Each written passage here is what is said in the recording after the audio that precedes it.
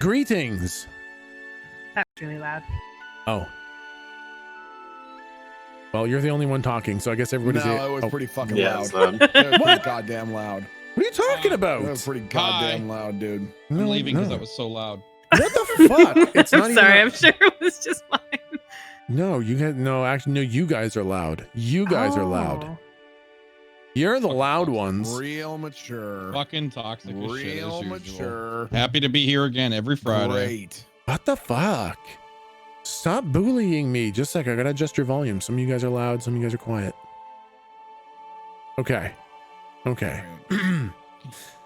Got it all sorted out. You are the fucking worst. You're the actual. What? You Are we turn that fuck. No, you turn that slider back fucking up. You are so You guys have toxic. sliders? What are you talking about? You turn that shit back up. You son of a bitch. Alright, is that better? Oh Is my that better now? So, we're just gonna go ahead and delete this whole intro from the VOD.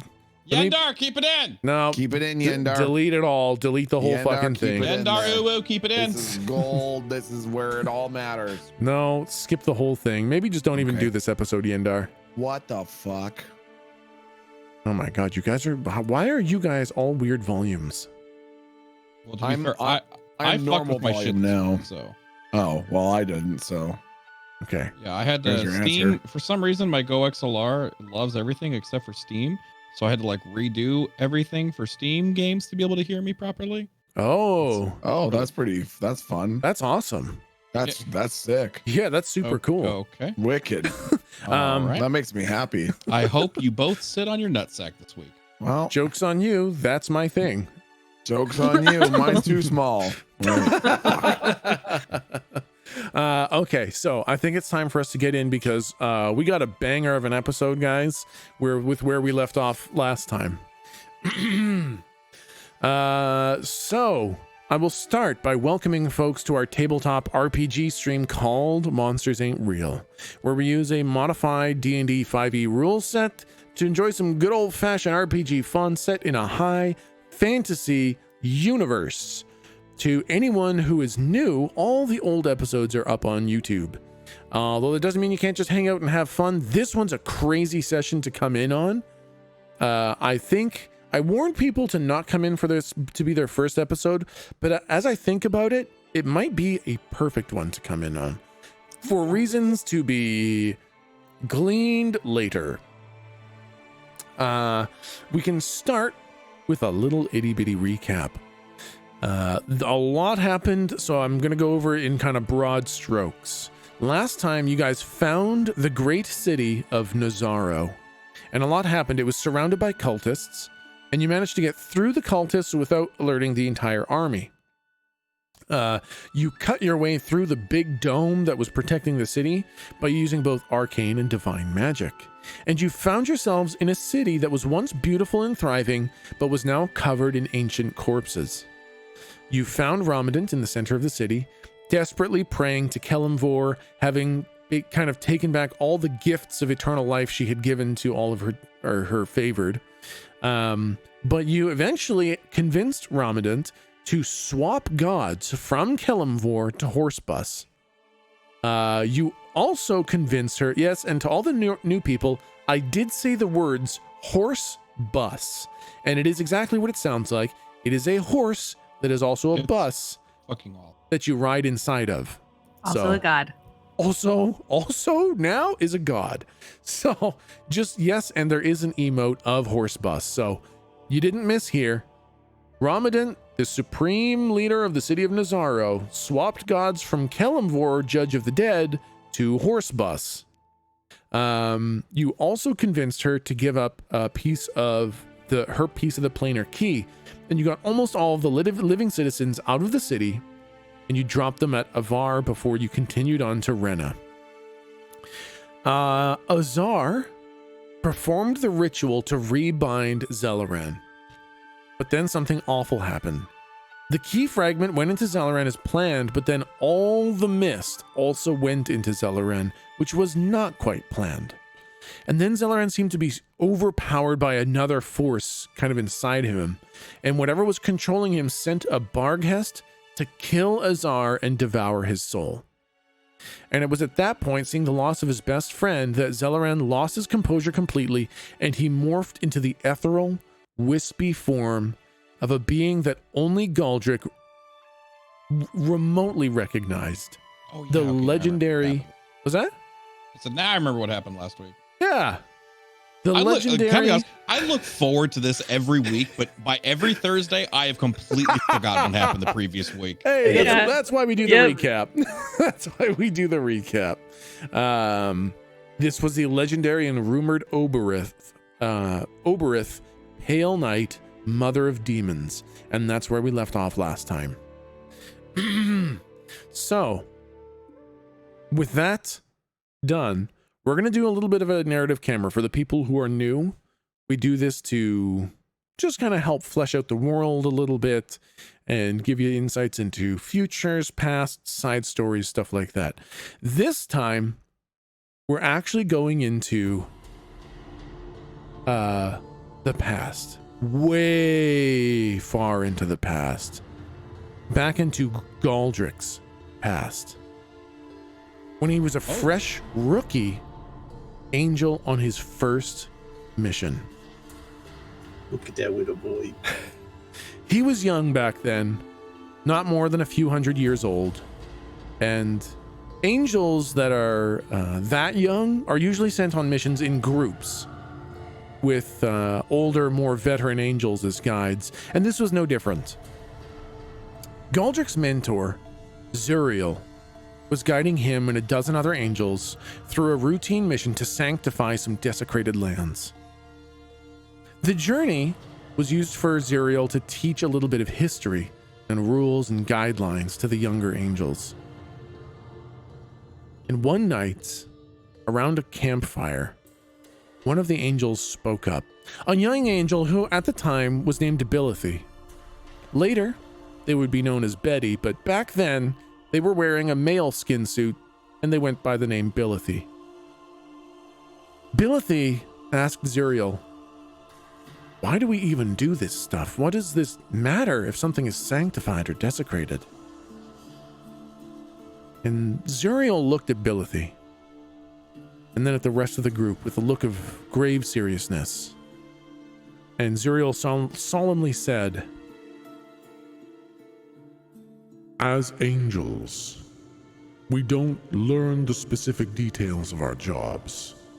The higher ups deal with the faucets of reality. We just do what we need in order to make sure balance and righteousness is preserved. We act through honor and duty." Most of the young angels had a look of reverence on their faces, but Abilithy spoke up again. "But what if we fail? What if we just stop?" Zuriel looked directly at Abilithy and said, "It would be the end. And it would be a return to before the beginning. We don't know the specifics because we don't need to know, but I've been around long enough to have learned a few things. Now, I don't know if they're real, but I've heard tales of beings that were here before the beginning, who seek to return to that. In some circles, they are known as Oberith. Demons of supreme power, utterly indestructible, and most remain completely formless. Now, if these things even exist, they corrupt and infiltrate reality in ways we can only scratch at, but we must scratch. If they are ever left unchallenged, they would destroy reality itself. Legend has it that a few have been left unchallenged for too long, and they have developed their own corporeal forms. They are the most dangerous of all Oberith. They unmake existence. They corrupt and destroy everything around them. Stories tell of only 2 Oberith who have ever been left for so long. Pazuzu, the dark angel of the 4 winds, and Pale Night, the mother of demons. There are those who believe that this is what we fight against. This is the calamity we aim to prevent at all costs. At all costs. They say we cannot destroy Oberith, so that is why we must keep eternal vigilance, to make sure there is an eternity to be vigilant in. All of the angels looked somber. And Bilithy said in a weak voice, "Has anyone actually tried to kill one before?" And Zuriel, without breaking gaze, said, We don't even know that they're actually real, so I haven't heard of anyone fighting one before. The stories say that no one that has ever beheld Pale Night or Pazuzu has returned. If these Oberith are indeed real, I can't see a way in which one could ever be killed. The camera goes to black, and then it starts to zoom out from the black iris of Galdrick's eyes. Reflected in his eyes is the floating ethereal form of Pale Night, the mother of demons. And that's where we come back. Now, Oh, God. before you guys even have a chance to do anything, Galdrick, you are horrified in a way that you've never experienced before. This is a ghost story that the infinite immortal angels tell each other to scare young angels. This is the worst thing, never even thought real, made actual reality in front of you. This is an Oberith lord, a demon so ancient that it predates mortals and gods. And from its appearance, this is absolutely Pale Night, the mother of demons. And she raises her hand. And though her face is veiled, you can tell that she's smiling. Before any of you have a chance to prepare yourselves, the ground beneath you disappears and you fall, all of you, including Pale Night.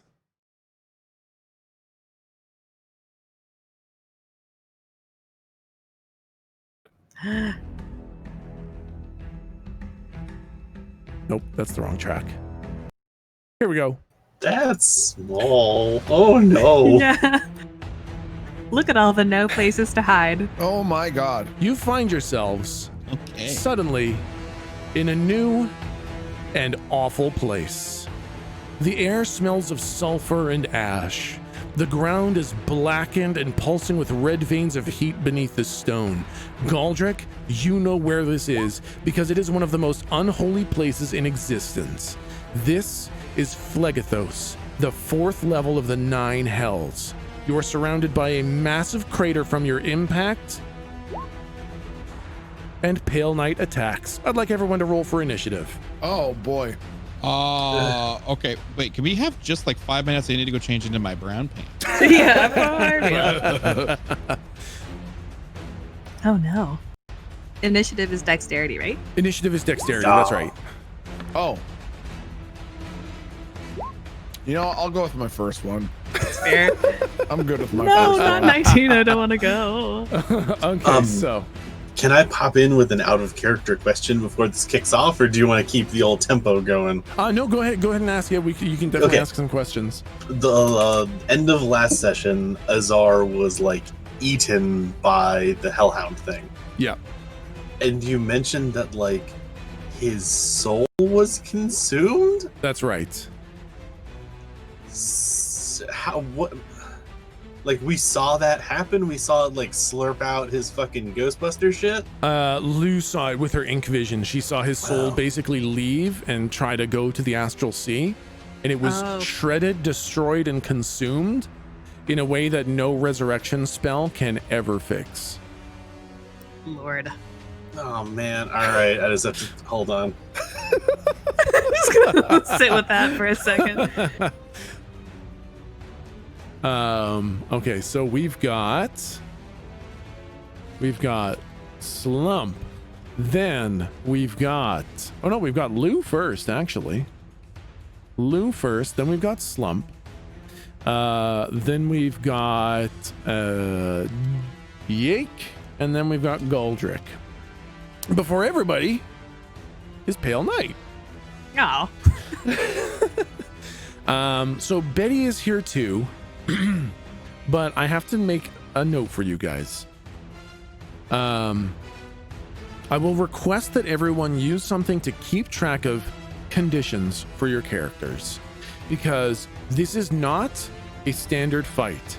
Things are going to be weird here, and you're going to need to keep track of a lot of different weird things, and you're going to need to type things out. You're going to need triggers and effects. You're going to need to know when this, then this. There's going to be some information for you guys to keep track of, and it's going to be way too much for me to do. So just so you know, bust open a notepad or like a post-it or something, and take some notes. Got it at the ready. Perfect. Okay. So I have Twitch chat open. perfect. Tell us what's going on, chat. What happens first is, as you guys are getting acclimated to this new crater that you're in Goldrick, as you recognize this is the 4th level of the 9 hells, Pale Knight moves, and she moves towards Betty, because Betty's here too. But as she moves past, she gently caresses Lou's face. This ethereal hand comes down Lou, and she doesn't even look at you. But as she goes past, she touches your face. Oh my god. And she rolls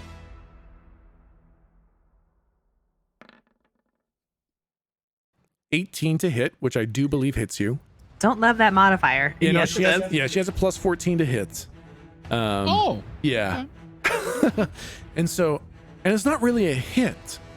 As she goes past you, her hand caresses your cheek, and you hear in your head, madness. Oh God. I don't know why, but I am turned on right ASMR. You take 11 damage. And now, Lou, I would like you to roll a 1d100. Just type /roll 1d100 into chat. Perfect. Now do it again.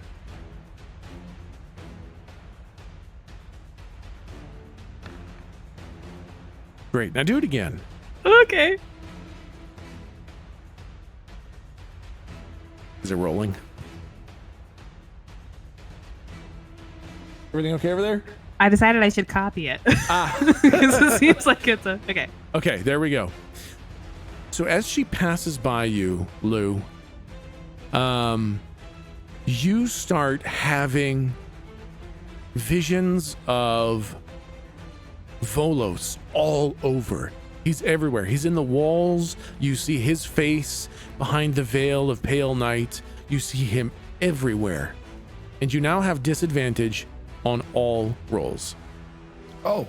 For the next Okay. 10 minutes, you have disadvantage on all rolls.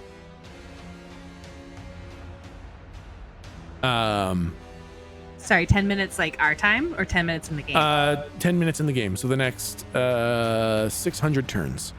Okay, it's okay. Okay, well, shit. Okay. Or wait, is that right? 6 seconds per turn, 100 turns. The next 100 turns. And then you start to get the sense that this is all Volos is doing. You start to feel like this isn't really Pale Knight. These aren't really your friends, and you're not really here. And you have double disadvantage on wisdom and charisma checks. That lasts for 100 hours. Oh. Oh my goodness. Double disadvantage. I'm just gonna throw out my dice. Just check them right out the window.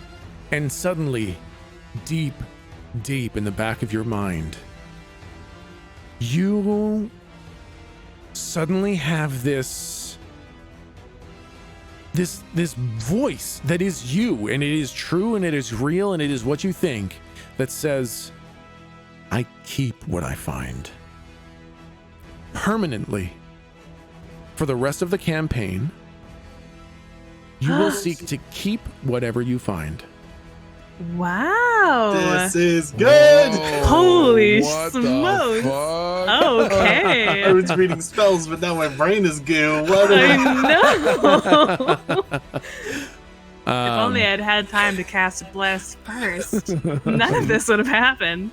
Okay. And then, as she moves past you,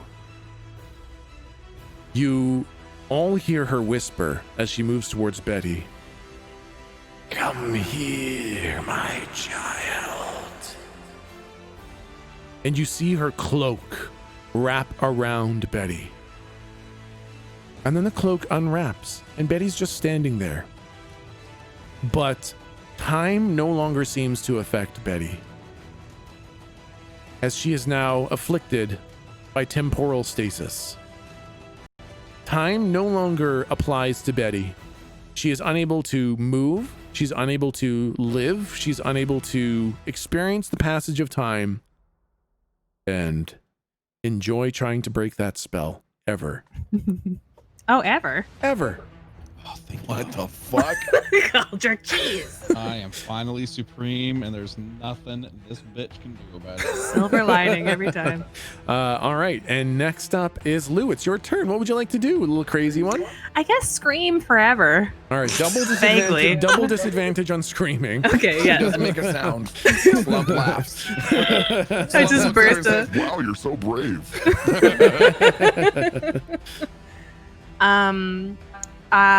These aren't really my friends, so it's not like I would even try and convince them. You are super paranoid. Like you are very much convinced that this whole thing is some sort of a weird sham.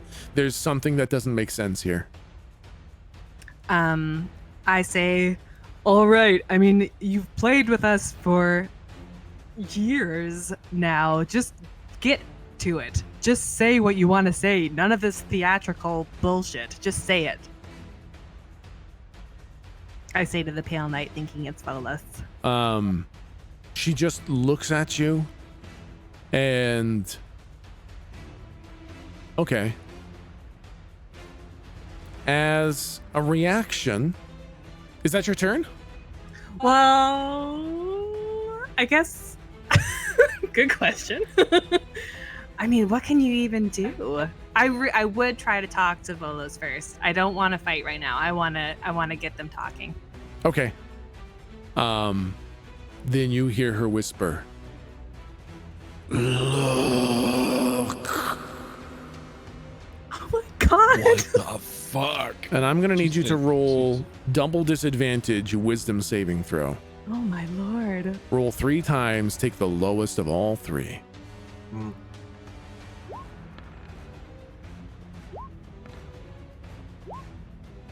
It's a 9. Yeah, I mean, if it makes you feel any better, none of the rolls were high enough. Oh, okay. It doesn't make me feel better, actually. Lou.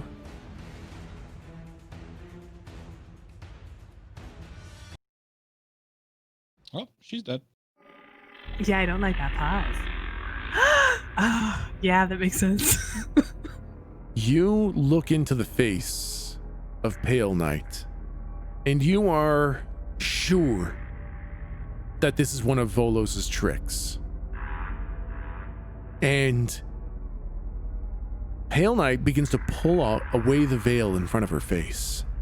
And you are sure that what you are going to see is the face of Volos. This trickster, this mastermind, this annoyance forever. But when she pulls away her veil,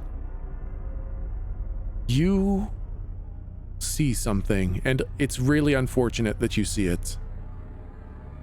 Because the face of Pale Knight is going to be discussed in the whispered section. Oh. Hi there. Hi. The others can't hear what you see in when she pulls away her thing. So only me and Lou can hear right now. Okay. When Pale Knight pulls away her veil, you see something that reality refuses to accept. This cannot exist, what exists behind her veil. And you're seeing it, you're witnessing what cannot exist, kills you instantly. Oh. Oh. Oh, well, oh, damn. So we're gonna move back in. That's why Tech has a tiny wiener. And that, as you see that, what everybody else witnesses is Lou drop dead. And you see this thin, wispy, white kind of essence come out of her body and into a small glass orb that Pale Knight is holding as Lou is dead. Slump, it's your turn. Okay. Computer. How far away in the opposite direction can I get? Where's out? You can't see a way out. Like you are like kind of down at the bottom of a crater. You could try to climb out of it. No. But yeah. Okay. I'm gonna.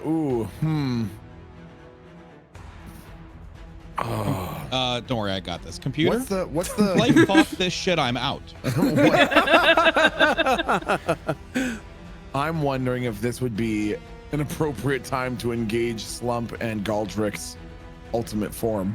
I'm kind of scared to use it too early, but I'm I also know, like, I- I'm like, well, are we gonna have time later? I know that's exactly what I'm thinking. I'm like, I was thinking of keeping that one in the back pocket, but now that seeing that a brush on the cheek made her literally fucking lose her marbles, now I'm kind of worried if she touches Slump's bum and suddenly he thinks his fucking face is made out of licorice, like we're gonna have problems. No, I guess first Slump would just like stare at Lou's corpse and at the little wisp in the jar and just sort of look back and forth between the two of them. Yeah.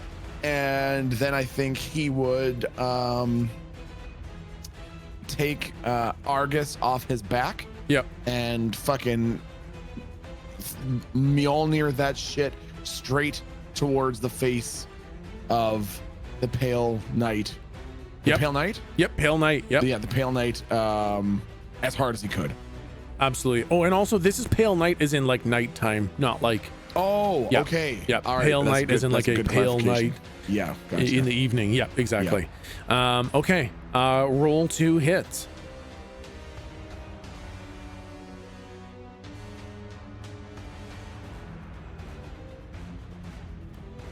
The hammer comes out of your hand and flies straight towards Pale Knight, and she doesn't even try to move as the hammer just passes right through her as if she was a ghost. Fuck. And you feel like this is interesting though. You feel like she stood there and looked like she wasn't moving, but you saw a subtle movement. Like she did actually have to get out of the way.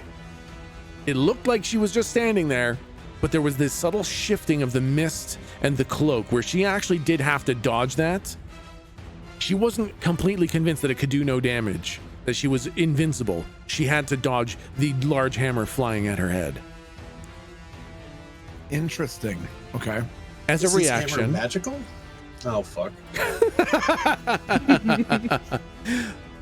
as a reaction, she floats slowly down towards you, Slump, and she says, "Madness."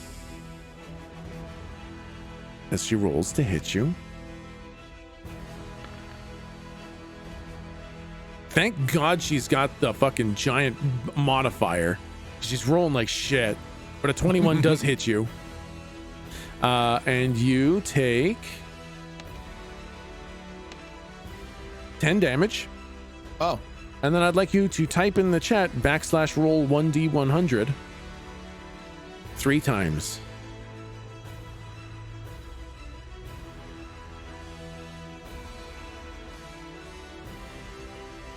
All right. I mean, you know what? This is weird. Because this, I don't think Slump even notices the difference. For the next 10 minutes... Well, no, okay, this is just... Actually, this would kind of make sense to Slump. You wouldn't even think anything's wrong. You have an overpowering urge to eat something strange, such as dirt, slime, or shit. Like, overwhelming. Like, you have to do it now. Right fucking now. You need to find something like that to start eating. Don't even dare fucking look at me, I swear to God. Slump looks at Lou's corpse and licks her lips. Licks his lips. Not her lips. That was even weirder. Slump looks at Lou's corpse and licks her lips. Okay. All right. You also now have disadvantage on all checks for the next 100 hours. Okay. So you're going to roll everything at disadvantage. And... Man, Slump? What the fuck, man? Apparently you just already do all this shit. For the rest of time, for the rest of the campaign, you suddenly hear this voice in the back of your head that is absolutely true. I must bend the truth, exaggerate, or outright lie to be interesting to other people. Now, this is basically Slump whenever he puts on the fucking monocle anyways. But going forwards, you will lie or exaggerate or whatever you need to do to be interesting to other people for the rest of the campaign. Got it. Next it is... Everyone back up, I can do this myself. Yeah. I've done this 100 times before. This is fucking easy. Stand back, you just give her the old alley-oop. And I'm gonna say that Slump throws his impossible bullets right through her. Yep. I'm not even gonna do the charisma check. He just hurls. I'm gonna say he doesn't even hit her with them. They just go by her. That's it. Ah, fuck. Yeah. Shit. I've done it before. Yake, it is your turn.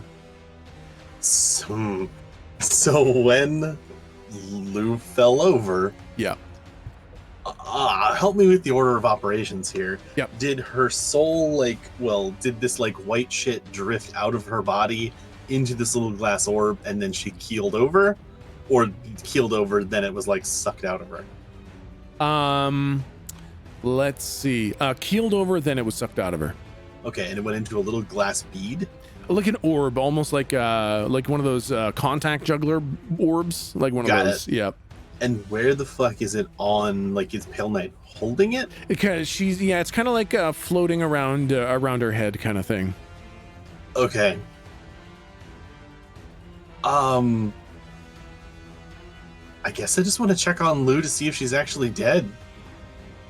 Okay, roll plus intelligence to investigate.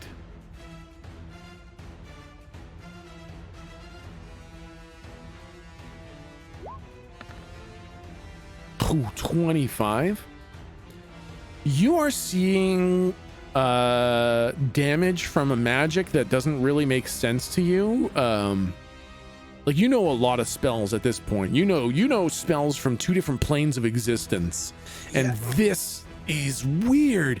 It seems like not only is she dead, and not only is her soul definitely ripped out, but the body seems so magically damaged that you don't understand what happened to it.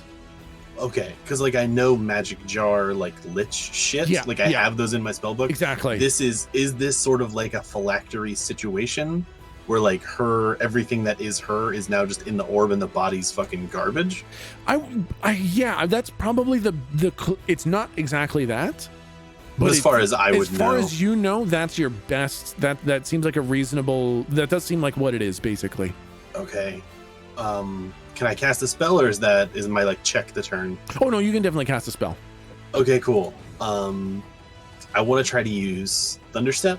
Okay. Or wait, Misty Step? Fuck, Yep. which one? The one that takes me to a place. Let me make sure I'm not using the wrong one.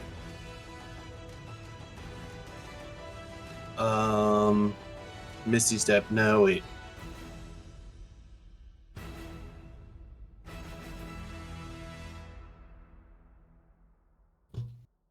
Okay, cool. Sorry, not Misty Yep. Step, Thunder Step, because it lets me come back. Ah, gotcha. So I dip over there, I clip clap, and then I come back. Okay, yep. And my intent is not to deal damage. My intent is to target the ball. Yep. And try to, like, grab it. Okay, yeah. Okay, so let's do what kind of a check is this? Okay. Is this a dexterity check to try to grab it? I'll tighten the headband to karate, Okay. pull out my peanut butter knife, and Yep. just fucking clap and see if I can grab it. Yep. Okay, absolutely. So yeah, I think you can Okay. get advantage with the karate band. Dope. And then you get the additional +1 from the peanut butter knife, I think. And dex, okay.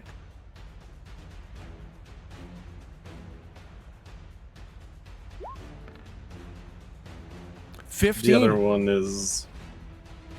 Oh. There we go. Oh, wait. That's at advantage, right? Is that that's what you said, right? Yeah. Okay, yes. So So it's 15's... 15. Okay, good. Yeah, the 15 does make it. With the 15, you all witness as Jake basically explodes in a bolt of lightning, appears right next to Pale Knight, who is bigger here, just so you can see the texture, but she's definitely just like normal person size, maybe a little bit bigger. And you just appear right beside her. You grab the orb lightning quick, and she just kind of turns her head as you grab it, and she kind of, her eyes look into you, and then you teleport away. And as you teleport away with the orb in hand, Yeah. she uses a legendary action to float over to you, Jake, as she says, "Madness." And she rolls to hit you. Boy, these rolls really do suck. Thank God for the +14 modifier. Yeah, that hits anyway. Yeah. With a 20, you take... Even if I used my shield on a reaction, she'd still fucking hit me. You take 2 points of damage, and then go ahead and roll those 3d100s. Let's see how crazy you get.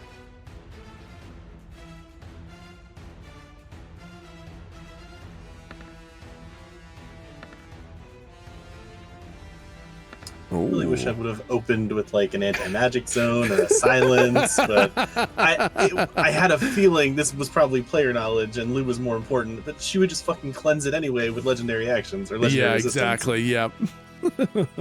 Okay, the 62. Big fat fucking 3. Let's go. My goodness, you guys keep on getting kind of the same one. So you have a disadvantage on all your rolls for 10 minutes. 61. You are deafened. You can no longer hear what's going on. Cool. For 100 hours. And for the rest of the campaign, you hear this voice, and it's not even a voice. It's an urge. And it says, "Being drunk keeps me sane." For the rest of the campaign. Yeah, great. That's just what we need. A fucking drunk Jake. Oh, Yeah. man. You will need to stay drunk, or the horrors that entered your mind will wreak havoc on you. Bro, it's full circle. I'm back to being the guy in the bunker on antidepressants. Yep, absolutely. Let's go! And finally, Galdrick, it is your turn. Okay. Now I have a feeling. Okay, listen. I have a feeling that this lady's got some pretty thick plot armor. Okay. So I got to do it for the artwork. You know what I'm saying? Yep. Okay, here we go. I see her and I'm ready. I'm ready for battle. Yeah. Okay. I'm ready for it. I want, the first thing I want to do is I want to connect to the butler. There is no response. God damn it. Say there's a response. It's for the fucking memes. Okay. God damn it. All right. Nice. Yes, Goldrick, loud and clear. Good. Perfect. Listen, no time to talk. Send down the battle bills. All of them? All of them on my position now. And I want to like leap strike at this thing. Sending down the battle bills.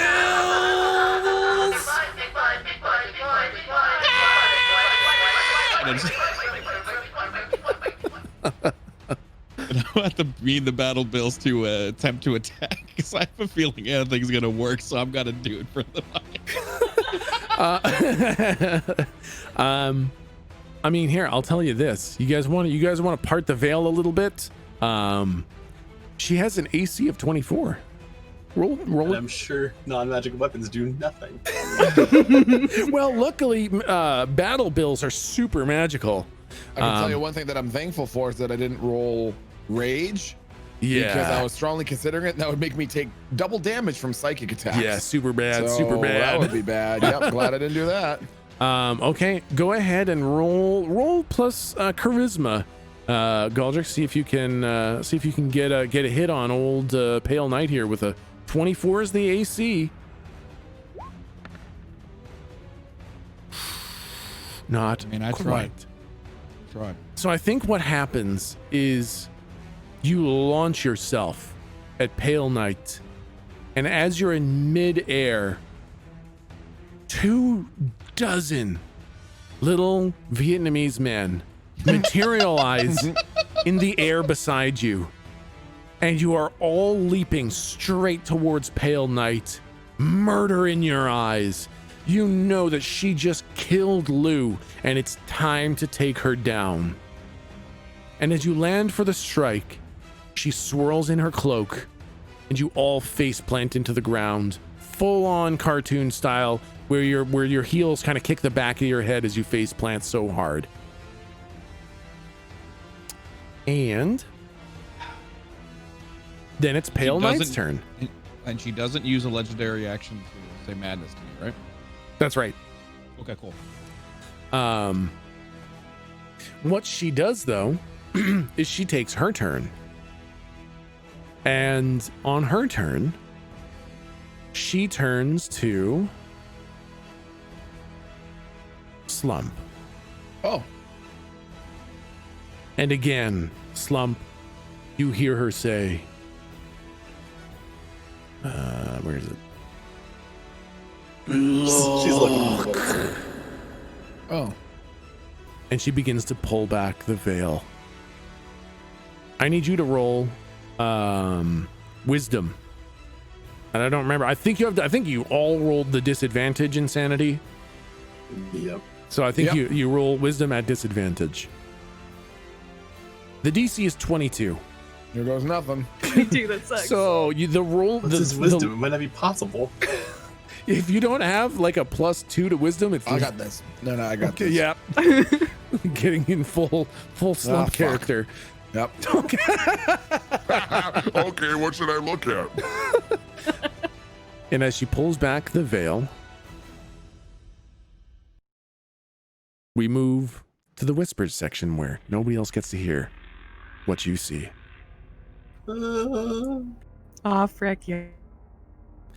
So, Slump, as Pale Knight pulls back the veil, what do you think you're going to see? Who do you think is behind the veil?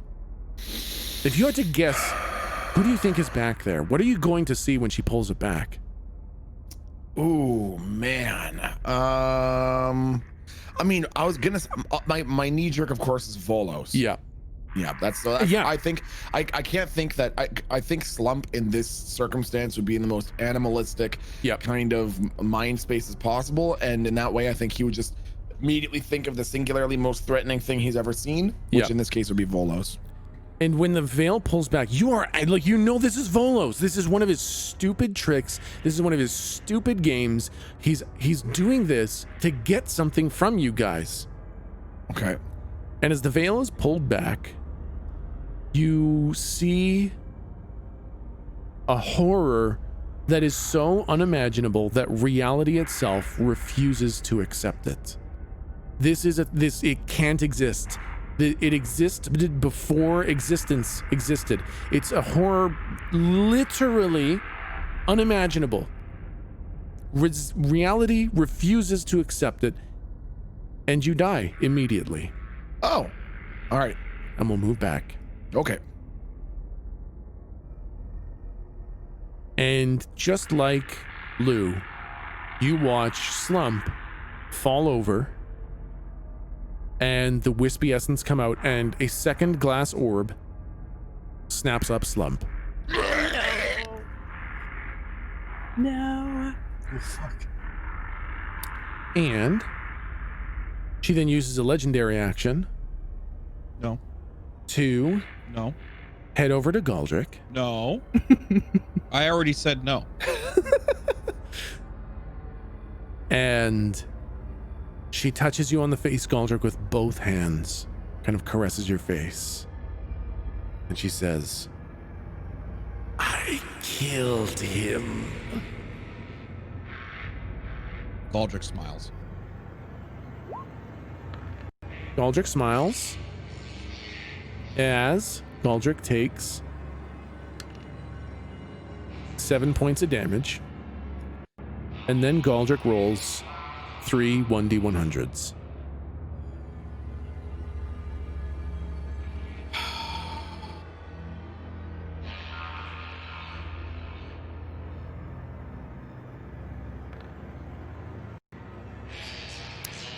$73. For the next 10 minutes, Galdric, you suddenly have this compulsion where you will do whatever anyone tells you to do that is not obviously self-destructive. If anybody tells you to do something, you have a compulsion to do it. You suddenly are racked with such indecision, you suddenly realize you don't know how to fight Pale Knight. Like, this thing is killing your friends, it's killing everybody, and you don't know what to do. And if anybody has an idea, you will do it. For the next 100 hours, you suddenly have these uncontrollable tremors and tics in your hands. And you have disadvantage on attacks or anything that requires strength or dexterity. And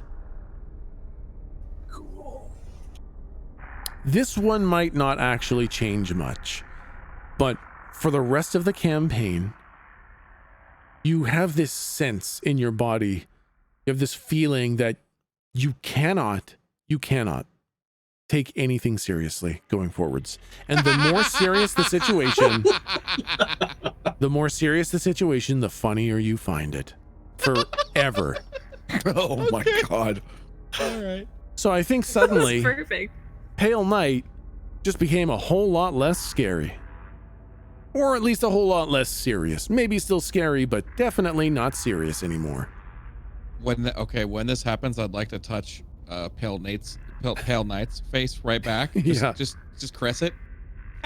You're pretty. And Yake, it is your turn.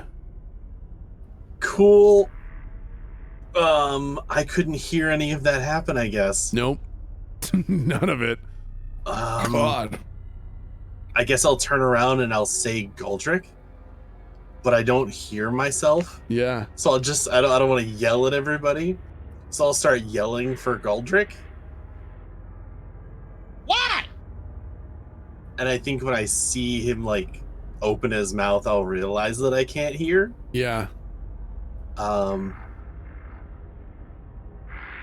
the fuck? I guess I'd still sound the same, just loud. Yeah. Hey, buddy! Why are you? Sorry about this. What?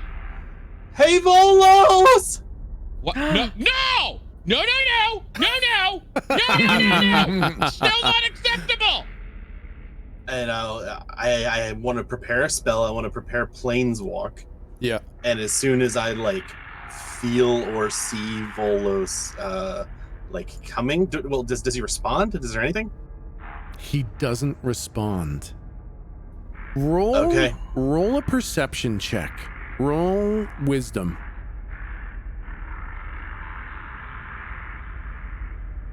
My wisdom's not very good. Fuck. An 11. He heard you. That's all you know. You can tell that he heard you.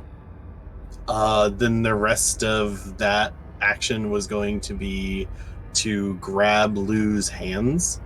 Okay. And cast Planeswalk. As a reaction, she would definitely cast Counterspell. Okay, cool. She would absolutely, and she has a +10 on intelligence. Can I use luck to succeed? Oh.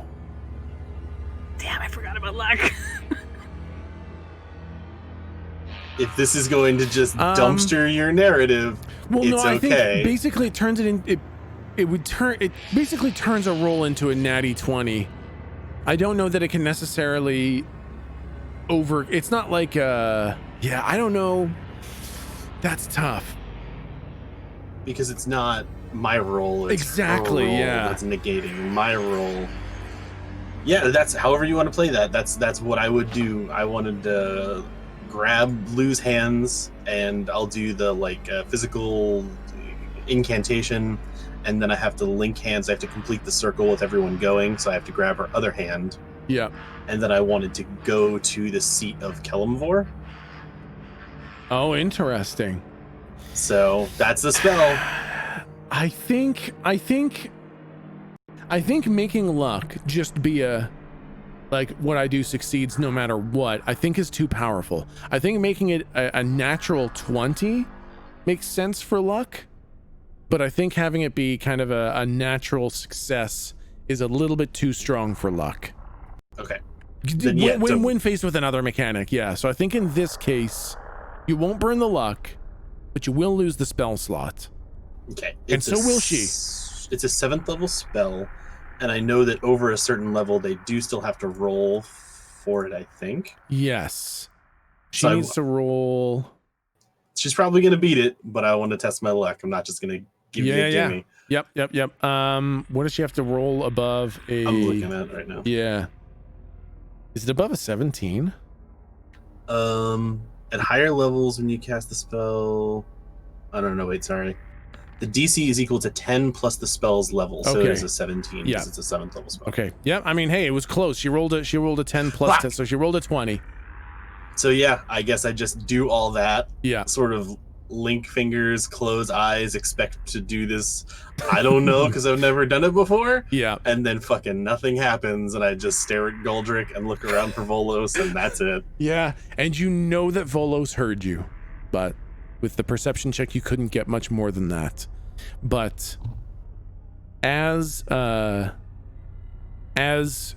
you do this, she does. Oh no, wait, she used her reaction already. Okay, she doesn't get a reaction on that one. I've beefed her stats just so she gets a couple more reactions than most people, but that's okay. Goldrick, it's your turn. Wait, if she used her reaction, does that mean she gets to counterspell me? Oh no, like she used her reaction to counterspell you. Oh, okay. So she doesn't get to cast madness on you again. All right, I'll take that. Or incorporeal touch, sorry, is the ability. She's using incorporeal touch, which afflicts you with madness. Goldrick, it is your turn. Okay, well, fuck me. If it's my turn, and I'm seeing that everybody's fucking dying. Oh, goddamn it, slumps in a jar! Fuck! We should have done the thing! I was just gonna say. I was gonna run towards you, but never mind, fuck.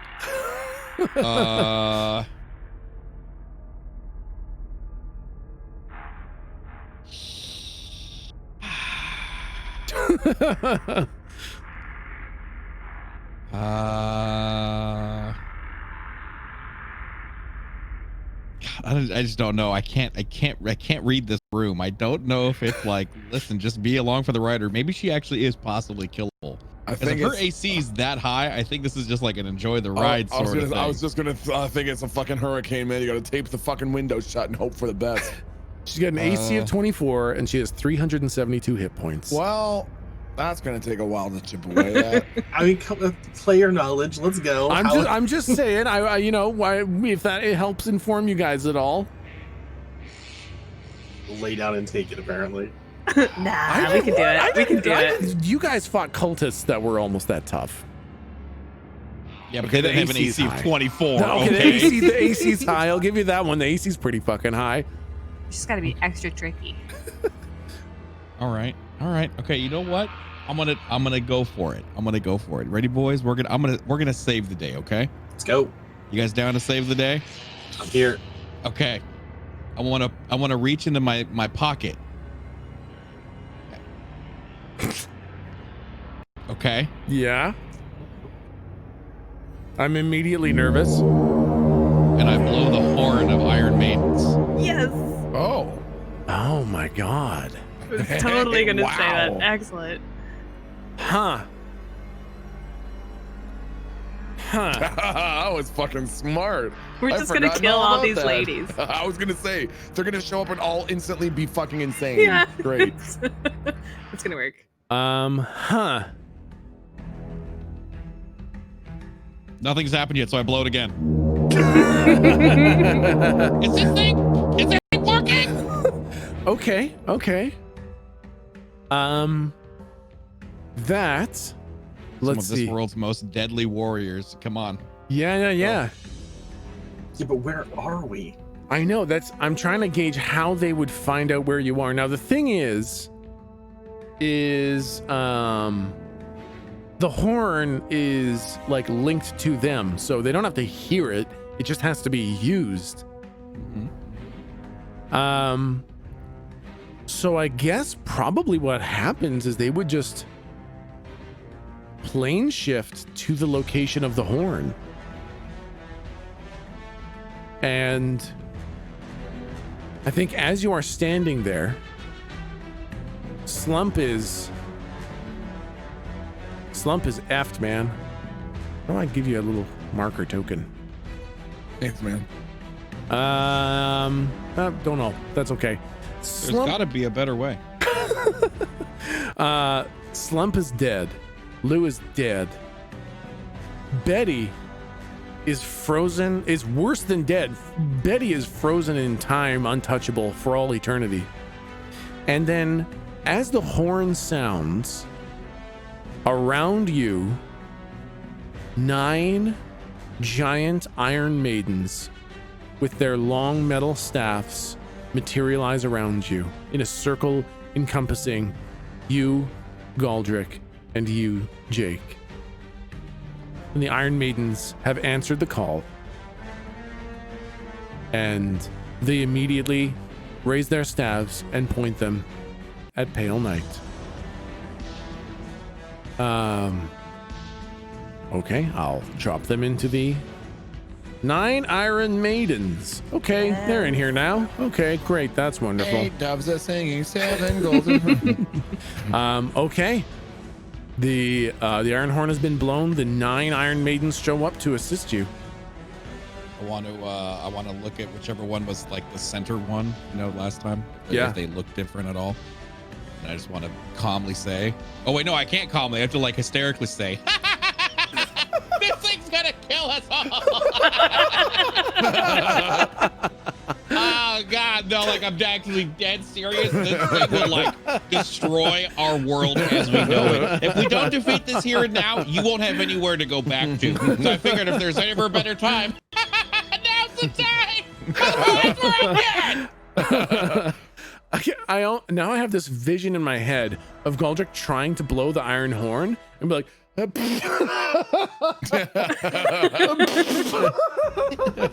Just everyone complete- else desperately fighting for their lives. Hurry up and blow the fucking thing. And it's like the more serious and more desperate it becomes for him to blow the horn, the funnier it gets and the harder it becomes. Given the intensity of this, it makes me think of like fucking Elrond and Isildur in Mount Doom as he's about to cast the ring, and he's like fake throwing it like you would for a dog. Yeah, that's what Galdrick is doing with the fucking horn. Oh, should I blow it now? Oh, I almost blew it. We're all dying. Blow the fucking horn. Awesome. Okay. All right. So then, as a reaction, Pale Knight will absolutely drift over to you, Galdrick. And once again, you hear her say, madness.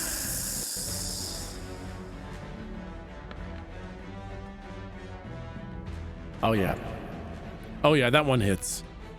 You take 6 damage. And go ahead and roll those 3 1d100s again. Man, this is some bullshit.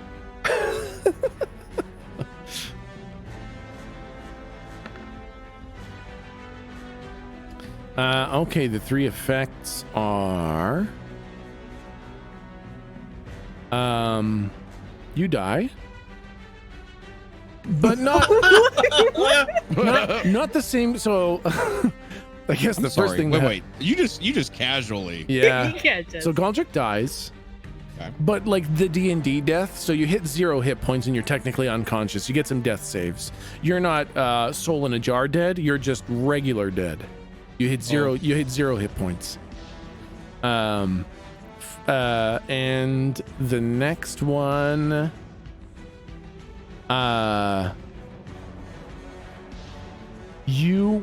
if you wake up, you will suffer for the next 100 hours amnesia, such that you do not recognize people or anything, any events that transpired before she touched your face. You remember your name, you remember like that you're, a paladin and that you're an angel, but you don't recognize anybody else. Okay. And for 100 hours, you will suffer amnesia where you don't remember the people or anything that happened before madness. Interesting. Okay. Is that a condition, or is that just like that's just there? It's a condition. It's Okay. it's a madness condition. Okay. And you also, for the rest of the campaign, you feel that I must bend the truth, exaggerate, or outright lie to be interesting to other people. Shit. I have a question. Are you trying to make this campaign as hair pulling as you can for you? Because Milton and I are gonna have the time of our fucking lives. I really am upset that you guys are rolling these ones, because there's other ones like I don't like the way people judge me all the time, or do you want Galdrick to roll one just so we don't have 2 of the same thing? no, I think that, you know what? I think having Yeah, both yeah. of you lying to be interesting to people is perfectly in character and an absolute fucking nightmare for me. So it's just going to be the fucking way it goes. Awesome. Okay. Good. Maybe I should have vetted some of these Excellent. indefinite effects, because these things are fucking insane, and I think they're going to make my life absolutely miserable. So that was her reaction. And now it is the 9 Iron Maidens' turn. Let's roll as 3 different groups. That one hits. That one does not hit. That one does not hit. So you all witness, or whoever the fuck is left capable of witnessing anything at this point. Hey, it's me. Yeah, Yake. So you see, but you can't hear, these 9 Iron Maidens march straight up to Pale Knight, and they strike with this kind of methodical precision as the staffs come down, sweep, and thrust into where Pale Knight is. And you see Pale Knight very obviously trying to dodge these attacks now. She moves, she swoops, and one time she moves to the side, and she gets hit by 3 staffs directly into her face. Wait, no, this is, oh God. This is gonna be, Like there's physical purchase? there's physical purchase. There's no blood, but there's the sound of metal cracking across skull. Jesus. An actual skull, huh? And it does a lot of damage. The 3 staffs coming down on Pale Knight's skull deal 44 damage. Ooh, that's As more a- than 10% HP. Yeah, exactly. Yep. A thunderous crack Almost there, boys. as her whole body gives way under these staffs coming down on her. And the veil kind of starts to come off her face a little bit. Uh-oh. Then they all die. And there's this shuddering. There's this physical vibration of reality as the veil starts to fall away from her face. But she pulls it back and looks at you, Yake. Counterspell.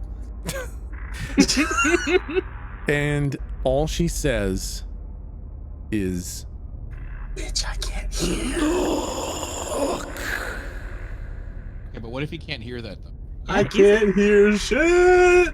you can't hear shit, but your eyeballs still work. I was gonna say, God yeah. damn it. She's saying look for dramatic effect because she's a supervillain. All right. All she does is pull back her veil. Go ahead and roll wisdom save DC 22, and I'm pretty sure you got some disadvantage on that.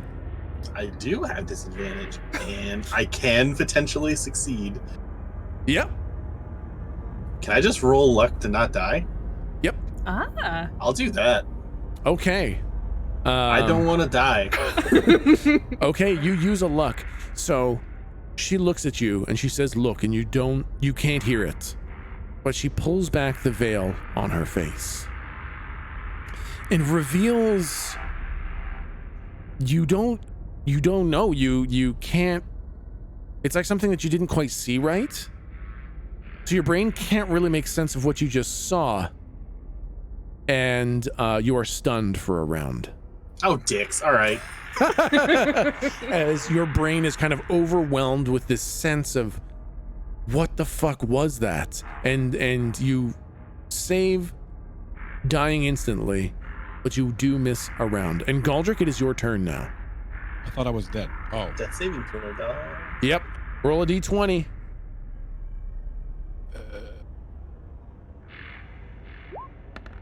Hey, it's a Nice. success. That's 1 success. 3 of those, and you get to stabilize. It is now the 9 Iron Maiden's turn.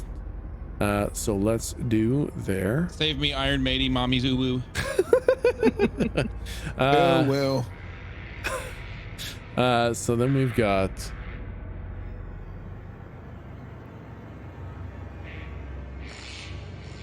that one hits. Yes. As long as I can stay alive, they'll deal with it. Yeah, exactly. I got this. Glow of invulnerability in the corner and cry. So once again, the Iron Maiden's like absolutely unrelenting as Pale Knight kind of pulled back her veil to show it to you, Jake. The Iron Maidens immediately went back to fucking Pound Town, and 53 more damage. My God. Galdrick, that was such a good move. Again, they are, it's like, it almost looks like they're going through drills, reading Pale Knight's movements and adjusting their strikes in unison. And they're almost like baiting her into making a move that they can predict. And once again, the metal staves just crack into Pale Knight's skull. And once again, there's that sound of heavy metal smacking bone. And it's Pale Knight's turn again. This time, she fucking goes back to you, Yake. No. And she says, look. I can't even resist because I'm stunned, huh?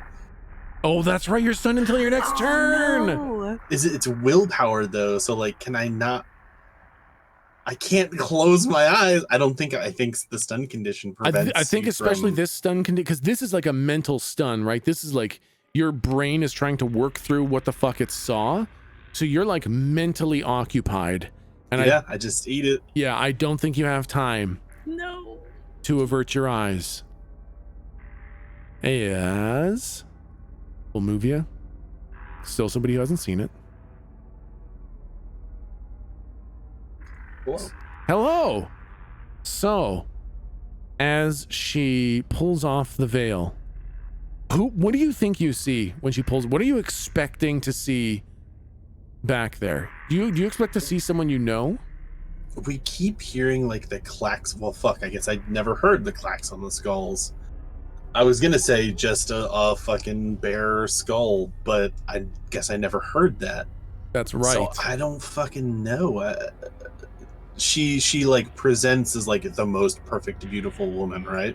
Well, it's hard to tell. There's a lot of clothing. There's a lot of wrapping. It definitely seems to be a feminine form, but there's not much detail you can see. Yeah, I don't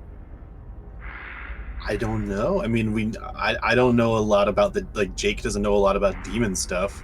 Totally. So I'm imagining some like perfect, pristine, like Greek goddess looking form, like the whole beauty drives madness thing. Yeah. I think that's all Jake would know because he knows about like the deities, but not about devils and shit. Yeah. And so as the veil comes back, what you see is something that is so horrifying. It is so indescribably horrific that reality itself refuses to accept its existence. This is something that was formed before reality was formed, and as such, reality rejects it. And merely comprehending it, seeing it, and having your brain comprehend what you see kills you instantly. Okay. And nobody fucking sees it because Galdrick is super duper unconscious. Jake falls over dead, and his soul goes into a little glass orb. Oh God. And God damn it. as he falls over dead, the glass orb of Lou that he was holding also falls to the ground. Oh, that's what I was gonna ask. Damn it. Because I'm stunned. Is it like a rigor mortis thing? Do I get to keep it? She kind of like pulls it back with like telekinesis. Dang telekinesis every time. Galdrick, it is your turn.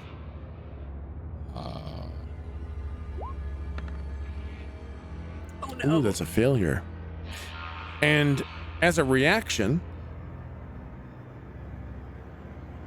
she floats over to you, Galdrick.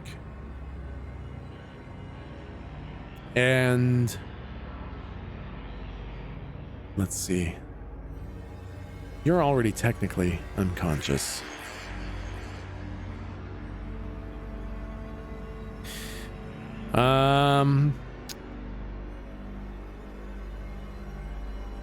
I think because you have no defense against it, she just pulls your soul out of your body. Oh my god. Oh, see? Told you. I don't get to go to the secret fucking room of bullshit. You die with double madness and never knowing what was behind the veil. And then the Iron Maidens get to go because they ain't fucking dead yet. So I guess it's just me playing my own game against myself now. Sick. You guys plan all along. you guys don't get to play. So let's see. They were doing Lou,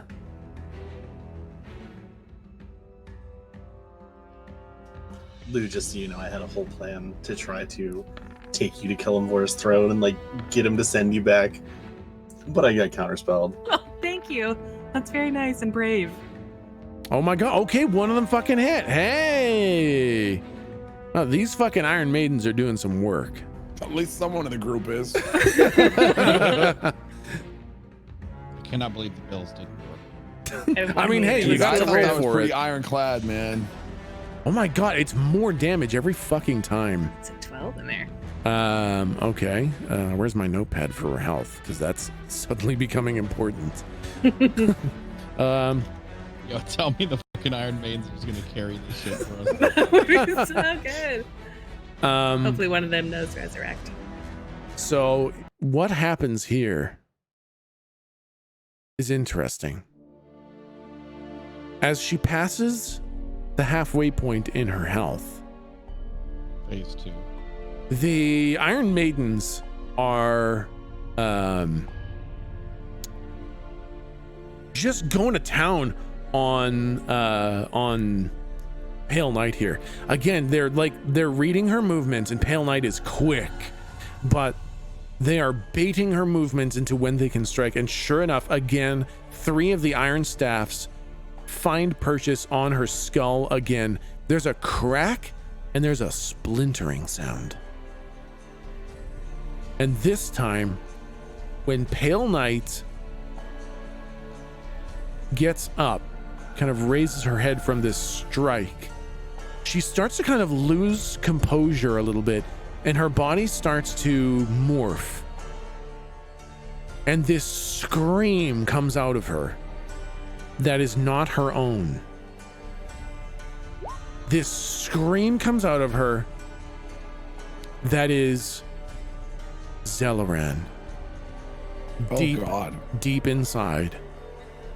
With the overwhelming damage that Pale Knight has taken, Zelleran grabs hold of some small fragment of Pale Knight from the inside, and she starts to lose her form. And now you hear both Pale Knight and Zelleran screaming at the same time.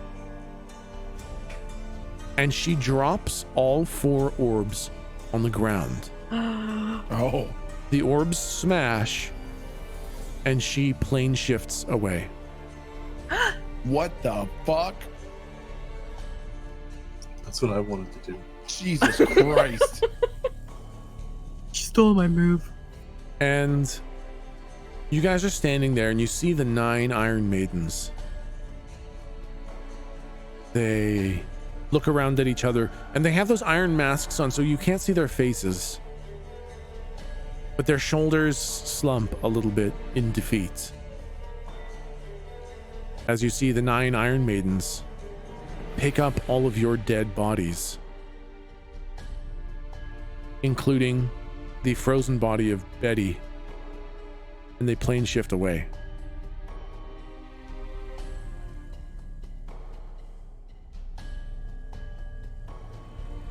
And the 4 of you are left behind. Oh no. You are incorporeal, and you have no physical body. You have no spells. You have no abilities. You have no weapons. And you are on the 4th level of the 9 hells. And you're out of combat. Okay, wait a minute. You said you 4, but I was just a regular dead body. I never got wisped out, did I? She drew your soul out when you died, kind of thing. Oh, okay. Yeah. Okay. I was like, wait, did I just get left behind? Okay. Can we see each other? Yeah, go ahead and roll a perception check. Roll plus wisdom.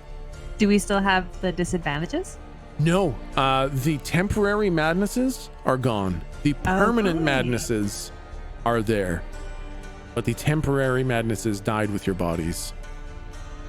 Okay, so I have a You double question. check. Yep. And this is a bit of a unique one. Is this how Galdrick feels normally when he doesn't have a skin suit on? Yeah, so this is interesting. You don't even need to roll perception for this, Galdrick. This I'm used feels to this. worse. This is Okay. bad. You have been severed from your divine link.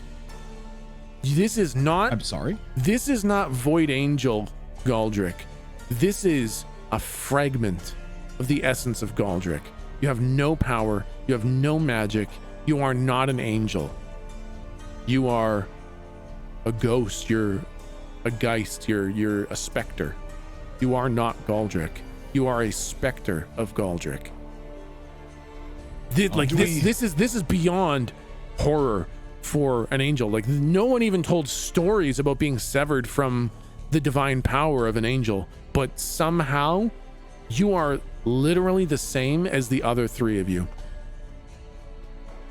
How have our identities of self been affected? Good question. Do we suddenly are we able to communicate with one another telepathically if we're just sort of disembodied consciousnesses, or are we still single individual little packages of consciousness, just simply without a physical form? No increased connection to some ethereal, singularity of consciousness or anything like that? No connection. If anything, more alone, more disconnected than you've ever been. Wow. You are Interesting. absolutely an isolated, small little ghost with no power, no connection, no nothing. Yeah, with 11 DC. With an 11, you notice that you all kind of look like yourselves, like in the clothes that you were wearing when you died, but you're a little bit translucent. You can see through each other just a little bit. And still, this is just it's still our green ink selves, like a shadow of our green ink selves, or is it our old white ink? It's still green ink. Still green ink, yep.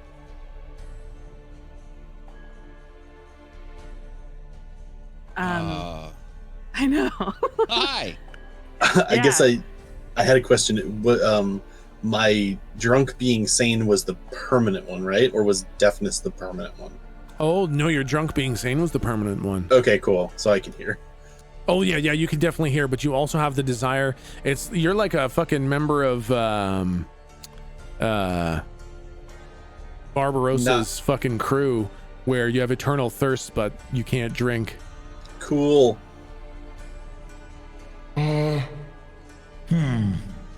Okay. Yeah. Are you guys okay? Are you feeling all right? Yeah. Slump feels kind of like that big angry cloud. You get used to it. Oh. Yeah. Not Not really. Is there This is the someone? worst.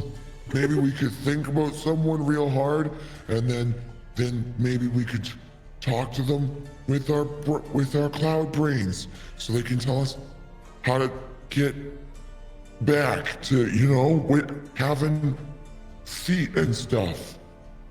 Okay. Is there anyone like that? I would suggest Lou Azar- Dog, can you talk to whoever it is, Floppy Dugong, or whoever your god is? Oh, yeah, sure. Okay.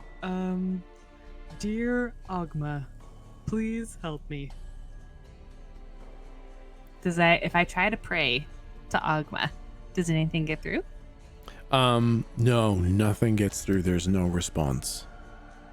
I don't feel like that's getting through. Well, I don't yeah, feel you would feel connected. that way if you haven't done it before. I've done it 1,000 times. Here, watch. Fuck you! Listen, we have this game we play back and forth where sometimes she doesn't Wow. talk to Slump and Slump doesn't. Anyways, never mind. Oh, it's bad luck. I got this. I got this. Just a second. Is anyone? Is that another phone number you entered there? Or? Yeah, no, it's just shut up, okay? It's fine. It works Okay. every time. Don't worry about it. Okay, all right. It's just that it's not really looking like it. Okay, is, no, though. it's Seems fine. weird. It's probably just bad reception down here. Okay, come on, Butler, answer any day now. He's probably busy. He's probably pooping. He's probably pooping. Just give him a minute. Where are we? This is bad. Nah, this is Slump fine. doesn't feel good. This is no. No, it's fine. Listen, Slump has been through much worse, but this is bad. What, does anyone have any ideas? What do we even do? I want someone to go up and punch one of the walls. Yeah, it's kind of sloped. Like you could climb up it. So yeah, you punch the wall and it's. I mean, you don't really take physical damage anymore. So you punch it. Your hand does kind of hit it, Okay. It would hurt if you had hurt to have. Okay. But nothing really happens other than, it feels kind of rough and climbable. What do I see when I look up? You see maybe 15-20 feet of just kind of black stone, and then the sky is like a dark cloud with red kind of streaks of fire moving through it. Do we still have like our possessions, clothing, equipment kind of stuff, or no? You have your clothing in appearance, but you have no actual items. Like, your clothing is kind of part of you. You couldn't get naked even if you wanted. Okay. So like I have the appearance of like my knife on my belt, but I can't actually like interact with it. Exactly. Yep. Okay. I guess if Slump's like slapping the walls and we're ghosts, at least we can see each other as ghosts. Yep. Can I like are we corporeal? Are we physical? Can I put my hand through myself? It's kind of like you are physical. There is impact, but you can kind of push your hand into yourself a little bit. It's kind of creepy. Softly corporeal, I think, would be the term I would use. So I guess go ahead. Hey, Jake. Hey. High five. What happens if we high five? Are we like non-Newtonian if we hit hard enough? Is it solid? Yeah, exactly. Yeah. Yeah, that's it. I think non-Newtonian is the perfect way of describing how the high five can go. Oh, this is bad. That was neat, I guess. Thank you for indulging me. Yeah. Hey, check it. I just want to like try to push my hand into the wall. Yeah. And does it act like the rest of me acts? Can I sort of like goosh like slightly Casper through it? It's actually kind of more like your arm compresses a little bit. Okay, so we can like goosh through our gooshy selves, yeah, but this stone is very much not non-goosh. Yeah, exactly. Yeah. The wall was designed for gooshy inhabitants. I think you guys were in the goosh pit. Oh man. That's the worst kind of pit. Frick. Are there any other beings or inhabitants at all that we can see? In this pit, no. How about like a path? It's totally enclosed. Yeah, it's like you guys literally came down like a meteor and smacked into this. Hold on, guys. I got it. Okay. I'm gonna cast fly. You can't cast spells. I'm still gonna go through the motions. Okay. Jake is absolutely gonna try to cast fly. Oh, I see. You're gonna like cast 3 spells. times. Spells just not gonna get cast. Yeah. Hold on, guys. I got it. Okay, now we can fly. Okay, great. Slump does a little bunny hop. Yeah. Yep. Man, your magic sucks. Oh shit, my magic does suck. Hold on. Slump can usually fly that high normally. I'm just gonna kind of get mad in the corner and keep casting fly.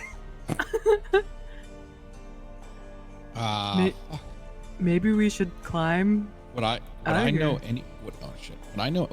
anything like angel stories? Do I have any sort of history that's like I know about the circles of hell? Yeah, you do know about the circles of hell. Yeah, you know a little bit about Phlegethos and the other levels. What kind of information? I'm looking for any sort of like advantage. I'm looking for any sort of if you ever find yourself in the 7th levels of hell, here's how to escape. Like, is there any sort of can't hop backwards? Yes. Okay. So, I mean, what you've learned is if you ever find yourself in the 4th level of hell, don't. Okay. Sounds good. You do know that the leader of the 4th level of hell of Phlegethos is Belial, who is is he a buddy? Are we friends with him? No, not really. Not really. The only thing he's really good for is backstabbing other demons because he's just a conniving, lying, kind of cowardly guy. But yeah, you do know that this is Belial's layer of hell. And Belial has a daughter, Fierna. Fierna. Fierna. And is Fierna cool?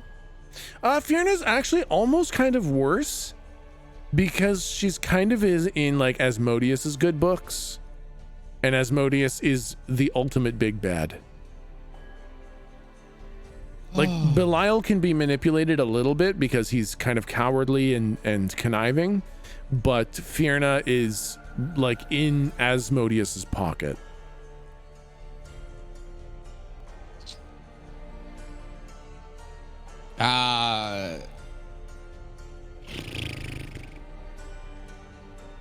Well, Do you communicate that to the rest of the group? Oh, mighty Belial, make yourself known to a worthy supplicant. Nothing happens. Oh, shit. Oh. Well, Okay, so we tried what if this is praying an to illusion various and we goods just and need bads. to acknowledge that it's an illusion. oh, we just need to like disappear. believe. Sort of. Oh, I yes. know this is an illusion. I start walking towards one of the crater walls and just assume I'm gonna walk through it. Yeah, Well, you no, walk into he it. punched it. I and touched it. What you are kind you of doing? plunge into it and bounce back off. Oh, That's not yeah. how magic works. What the fuck is Well, wrong you with know, you? the power of the brain and stuff. Okay. So I think then, well, Galdrick, with being an angel and all, can Yeah. you, if we're in the 4th level of hell, I guess I don't know that, but can we just walk to the 3rd and then 2nd and then home? Oh, I didn't even think about that. Yeah, this way. And I pretend like I know exactly where I'm going, being sarcastic. Oh, great. Excellent. Oh, man, that was easy. I don't know why we didn't think about that right away. Yeah. Why aren't you moving? I just walk into a wall. Yep. I pick a random wall and I walk into it. Okay, yeah, perfect. That's That door weird. There used doesn't to be a work. door here. What's the floor made of? On the floor, it kind of more of that darkened stone, but there's kind of like this red heat coming from below it. Is it like solid stone or is it like gravel? Can I dig into it? It's pretty solid. There's a little bit of shiftability where you guys kind of disrupted it, but it's pretty much solid. Hey guys, we're all gonna die again twice now. What? Double die? We're super dead. We're done. Why? No, Slump had enough the first time. Nope, that's it. Why? I'm just gonna lay down and look up at the sky. Oh, We're dead. don't give up. It's dead The fuck is time. happening here? And you get this like weird feeling that these super climbable walls, I know, right? Listen, like I'm not a somebody, physical if specimen. I don't You know what? climb. Slump is We're sick dead of this. now. Slump, on a completely random impulse, is going to decide to climb these walls. You can't do that. No, Slump's gonna do it. No, Well, I'm you gonna can. lay here. Wait. And I want to run over to Slump. And I want to, I don't know. I want to sit on his shoulder, but I'm a fucking wisp, so I don't know. You try to sit on Slump's shoulders and he just goes straight through, and Slump looks at you like down inside of his legs. Oh, hey, Mr. Teeny Talk. Hey, carry me. Oh, Slump is having a hard time. You're kinda not really here. Okay, No. can you like, No, put it dead. Can you like carry me though? Well, Slump can try. Okay, carry me. Dead time. Okay. yeah, you can definitely carry him. He kind of gooshes into your arms a little bit, and you kind of get Okay. your arms into Galdrick and Galdrick into your arms. Okay. Yeah. that was super tragic. I'm feeling glad that's resolved. Okay. That was scary for a second there. My optimism is returned. I think we can let's okay. The only thing that we haven't done is try and scale these things. So I think we gotta give it a go. Okay, let's scale. Our physical bodies aren't here still, right? No, yeah, the Iron Maidens took them. Oh, that's right. Okay. Yeah, no, you can climb, no problem, no check needed. And when you get to the Very dexterous as yeah, ghosts. well, it's not that hard to climb. It wasn't like a sheer wall or anything like that. It's pretty easy to climb up. I'm not going anywhere until everyone else makes it up because I'm convinced it's impossible. He's feeling a little down, I think. Yeah, and when you get up there, you see obsidian, black stone, twisted landscape just all around you, as far as the eye can see. Would I recognize this place? It's definitely Phlegethos, but it's in the kind of like the obsidian abyss. It's just part of the wild obsidian expanse of Phlegethos. No creatures or anything? No creatures. Nothing moving. No, nothing moving. And so what I'm gonna do basically is, I think eventually you guys are gonna become exhausted of doing things, or you're gonna run out of your options. Yeah. So list a couple things that you'd like to try before you guys just kind of run out of options, and then we'll run into a spot where you guys run out of options, unless you think of something that actually has some consequence. But I don't want to like wait until the actual players get sick of playing, kind of thing. So Yeah, sure. I think Slump would try sleeping. Yep. See Oh, if he that's a dreams good about idea. anything, or Yep. if something happens when he goes to sleep. Yep. I would say he would try praying as earnestly as he could for horse bus. You honestly don't need to do anything other than sleeping. Oh, okay. Yep. All right. You figured out You the got puzzle. it. You're right. Take a nap. You got it in one. Okay. Holy shit, there you go. So while Slump is sleeping, what would everybody else like to do? Could you describe the the environment? It's hot, not like inhumanely hot, but it is a hot temperature. The landscape is just broken, jagged, twisted obsidian everywhere. Sometimes the heat that's underneath the stone comes up and forms these kind of red veins going through the stone. But other than that, it's just a giant expanse in every direction you look of twisted black stone. Okay, sorry, Galdrick. No. I was just gonna say I'm gonna try to. Whilst there is obviously some shit going down, I'm still gonna try to like make my connection with the divine again. And like it feels like, you know, like how in a dream when you try to run away from something and you just can't run. Yeah. You know that sense? It's like that. It's feeling like you're trying and you're not trying properly enough because it's not working. It's just not doing it. That's pretty much what I would do. Galdrick doesn't even understand the idea of Yeah. sleep really, so he's just gonna stay awake and just keep trying. Okay. If I look in ink and stuff. You can't. Oh, okay. Yeah. All right. I can't see ink. Oh shit, that sucks. Wait, are we ink? Oh. I'm gonna try to grab myself and like cast a cantrip. You like the ability to weave, like even if there was ink there, like you wouldn't know. You can't grab any ink at all. Your ability to sucks. weave is gone, kind of thing. I Yeah. can't do stuff. I'm gonna see if there's a pointy rock nearby Yeah. and see if like I have hit points. See if I can hurt my hand. Like I want to try to poke my ghost hand on a sharp like obsidian shard or something. Yeah, no, like you kind of put your hand against the shard and you push a little bit.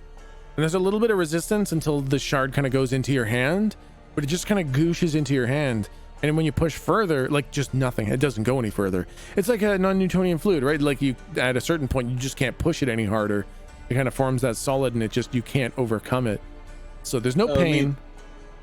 There's no nothing. Nothing happens. No hit points lost. I'm just gonna lay on the shard and try to relax and see if my body like goes limp enough that it can just punch through me. Yeah, it just kind of Don't hurt gooshes, yourself. just kind of gooshes into your back a little bit, and then you just hang there. Neat. Oh, you're okay. Sweet. I'm gonna look at the lava pools next. No, there's no actual lava pools. Just Ah, like damn it. just the heat areas. I'm just gonna lay on a steam vent. Are you Hey, trying to Lou, check it evaporate out. yourself? I'm trying to die again. Please don't. We're gonna make it out of this. I mean, who's double dead? I don't know. Not me, I guess. What if we just let's try and think about Lou to unlock, maybe, and see if like we can just really mean it and get through to them, and they could maybe just get us new bodies.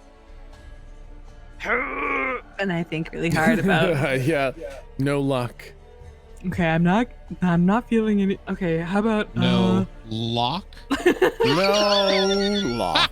I have my face like in a steam vent trying to kill myself, and I just go.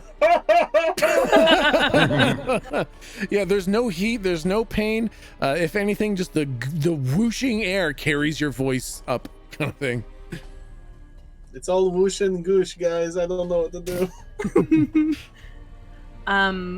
Do we have a sense of, if we were to walk, of which way we should walk? Like, it's like nicer over on that side. I see a tree. An eternal in the distance. expanse. Yeah. Then I would sit and cross my legs and like try and meditate and really focus Okay. my soul. Yep. Sit there for a while. Yep. Everybody out of ideas? I'm just gonna lay in the steam vent until I guess do we become exhausted? Do we feel like You do. Oh, I get it, because you're laying in a steam vent. You sly fuck. Exhausted. Yeah. yeah, Yes, you ghost do jokes. actually. Yeah, you start to feel like So we like the feel like thirst and tired Yeah. and hunger and all that. Like Yep. we have senses and emotions and shit still. yeah, that all work? yep. That's brutal. This is hell. This is, yep. Welcome to the Quite fourth literally. level of hell, my friends. This is exhausting. So so I've got a question. Would Yeah. Galdrick have any sense of familiarity with this? Like, I guess this kind of goes a little deep, but how was Galdrick born?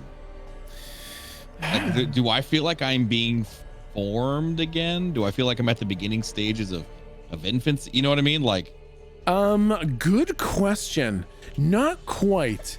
Yake says star vagina, and that's maybe a little bit closer to what would be real. Shit, I just realized it. And Jandar, keep it in. yeah, no, your formation was much more like by the angels helped to form you. The divine kind of the divine is what helped birth you, and being birthed was being formed as an angel, and what you feel like now is a broken specter. It feels like somehow somebody ripped everything that was Galdrick away except for the personality that is Galdrick.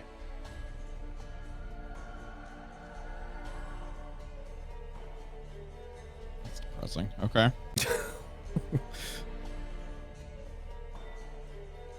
Oh, got nothing. I want to lay down in the star vagina then. Yep. Okay. I'm just gonna walk around and kill myself, try to kill myself until I fall asleep. Yep. Jeez, this is dark. Really? I'm still You- figuring out how fully- to play the like madness when not drunk. Yeah, thing. I know that's gonna In be the tough. current Totally. situation, I think this is appropriate. Yep. Yeah. Yep. Yeah. So you guys eventually fall asleep, and when you wake up, you are not where you fell asleep, not where you exhaustedly collapsed. Ugh. You hear, when you wake up, the first thing you hear is like clanking and rattling, and the rattling of chains. And you open your eyes to find that you are inside of a cage, all of you. Oh. And as you look around, you realize that you are in a wagon, like a cart that has a jail on top of it, and you are going somewhere. It is being pulled. And you also notice that your mouth is gagged and your hands are bound. And you guys are in a cage. Your eyes, you can see, but you can't make sound and you can't move because you are bound and gagged. If whoever would like to can make a perception check to kind of see what's going on. Oh, Slump looks over at Galdrick. So are we back in our physical bodies? No, Oh, You we're still incorporeal. still ghosts. I'll say that Slump will look at Galdrick once we like come to, and say, Hey, you're finally awake. You were trying to cross the border, right? Walked right into that Imperial ambush, same as us and that thief over there. Okay, so literally and everybody that's got when the reference immediately. that's when said Galdrick realized he cart. really was in That's hell. all it was. Yeah, no, literally. Hold on a second. I gotta go mod this for a few hours. Before Oh my god. Yeah, I guess Slump would just sort of like look around and take in his surroundings. He wouldn't immediately start talking, I don't think. Yeah.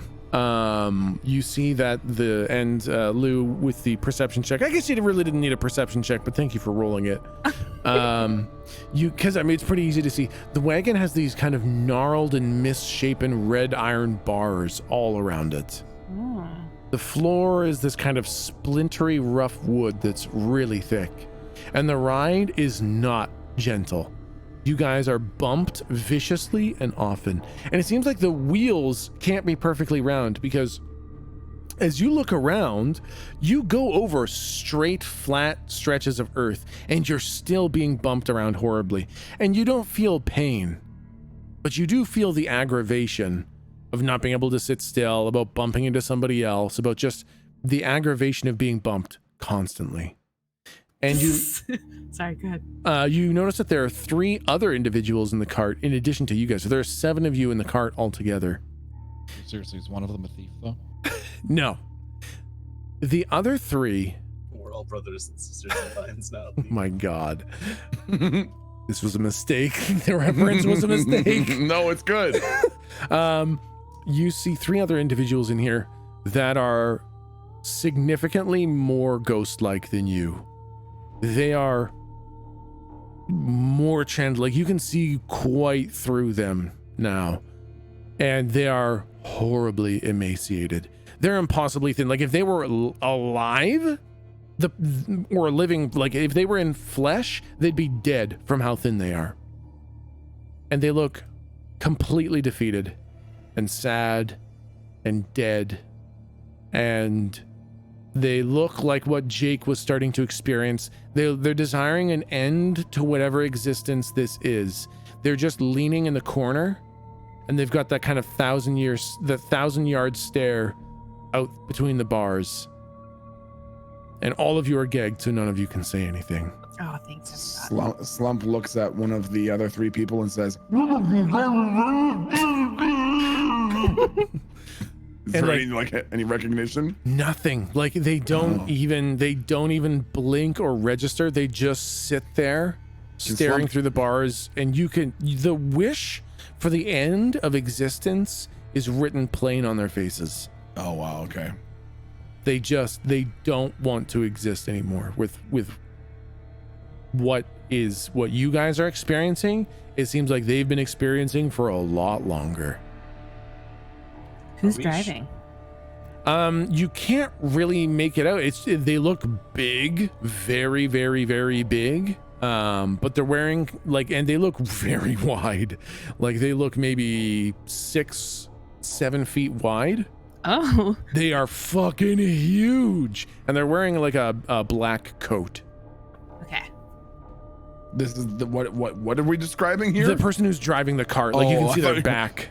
Oh, sorry. I thought you were describing whatever was pulling the cart, and I was gonna say, what the fuck kind of horse is 6 feet wide?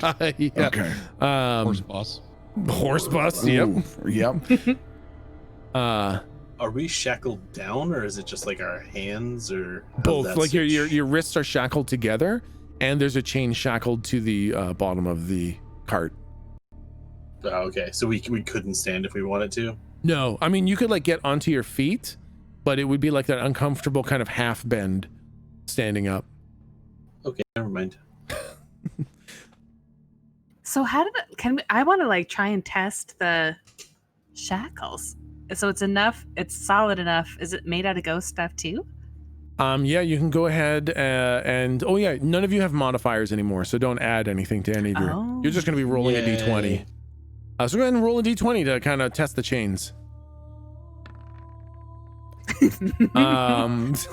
You fail so miserably that you actually can't even lift the chains off the ground. They're so heavy. Oh god. So they're definitely made out of the ghost gooshy stuff too. Like you can't goosh through them at all. The jingle jangle reminds me of laying on the ground singing Cuban Pete. So I'm going to start jangling my cuffs to the tune of They Call Me Cuban Pete. That song probably has a name. I don't know what it is. I don't know what it is either. Shank, shank, shank, shank, shank, shank. Shake, shake, shake, shake, shake, shank, shank, shank.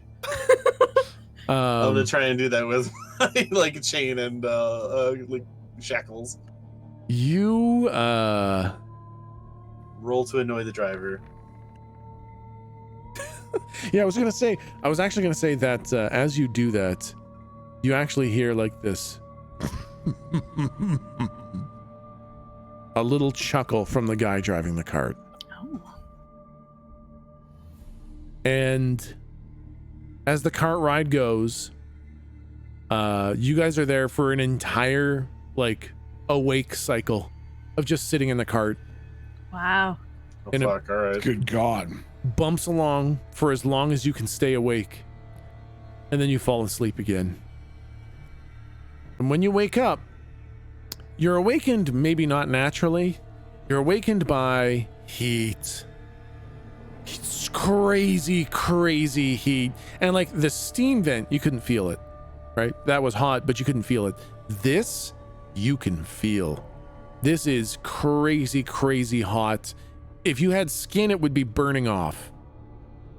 And as you get closer to this source of heat, you can tell, or no, you can't tell, but eventually when you get close enough, you can see through the bars and you see an ocean of lava. And I moved you guys there, right? Yeah, okay, good.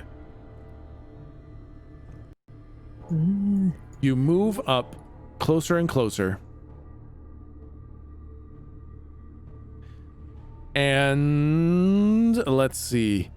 You see an infinite ocean of lava, and sitting in this ocean is a massive city built on a series of islands. It almost looks kind of like Venice, except the waterways and canals are all lava. In Galdric, you suddenly know where you are. Okay. This is Abramok. This is the capital city of Phlegethos, and this is where Belial rules. He is one of the great demonic lords of the Nine Hells, and this is his city. The cart turns. I want to burst into laughter. What? I want to burst to laughter. Oh yeah, that's right. Yep. Galdric just starts fucking laughing like crazy because this is pretty fucking serious. What did I Slump. do? Slump looks at Galdric laughing and goes, I see funnier stuff than that. I see way funnier stuff. It's not even that funny. I guess I would just laugh with. I'm losing it. I'll just take anything I can get and run. And the cart eventually pulls up sideways, and you get a really good look at the city. You see a jetty in front of you with a series of gondolas sitting in the lava. And each of the gondolas has a cloaked and hooded boatman just sitting there waiting. The driver, this huge individual, gets off the cart and walks around to the back where the cage can open up. And the coat comes off as they get off the cart, and you see a 12-foot tall humanoid form covered in armored scales with a pair of massive bat-like wings. It looks sort of like a gargoyle with huge fangs, a horned head, and a long sharp tail. This is a pit fiend. And a normal pit fiend is usually around 800 pounds. But this one is probably twice that. Not because he's tall, but because he is fat. And fat means successful. he opens up the back of the cage and he reaches in with his long arm and he pulls out those 3 other passengers. Their shackles snap off the ground as he pulls them out. And then he closes the cage again and locks it. And you see him walk up the jetty where he meets another individual. This humanoid that's wrapped in chains, but the chains don't look like they're binding the humanoid. They look like they're part of the humanoid. They're like wrapping and moving and living chains around him. And this pit fiend hands the 3 ghosts over to that chained individual. The chained individual then gets into a boat, hands over something to the boatman, and the gondola sails off into the lava. And the pit fiend comes back and opens up the back of the cage. And he pulls a small key out and he unlocks all of your shackles. And he says, Into the house. and he points over to the right to this giant mansion. And he just kind of points at the front door. Are we still gagged? Yep. Okay. No talking. Get into the house. I'll say Slump just doing what he's told now. He figures he doesn't really have much of a fucking choice. He's not gonna fuck with Bowser over here. Do I have any idea what's like about to happen? Are we going to the courts? Roll. I don't think you need to roll. This is super duper in your wheelhouse. You know that souls, especially lost souls, are they're kind of a unique item in the hells, and especially in the 4th level of hell. In the 4th level of hell, a lost soul is currency and food, and usually taken as a slave. So you feel that indentured service, torture, and eventual death by eating is probably what you're in for. Man, what a bummer. It's hilarious. Please don't tell us any of that.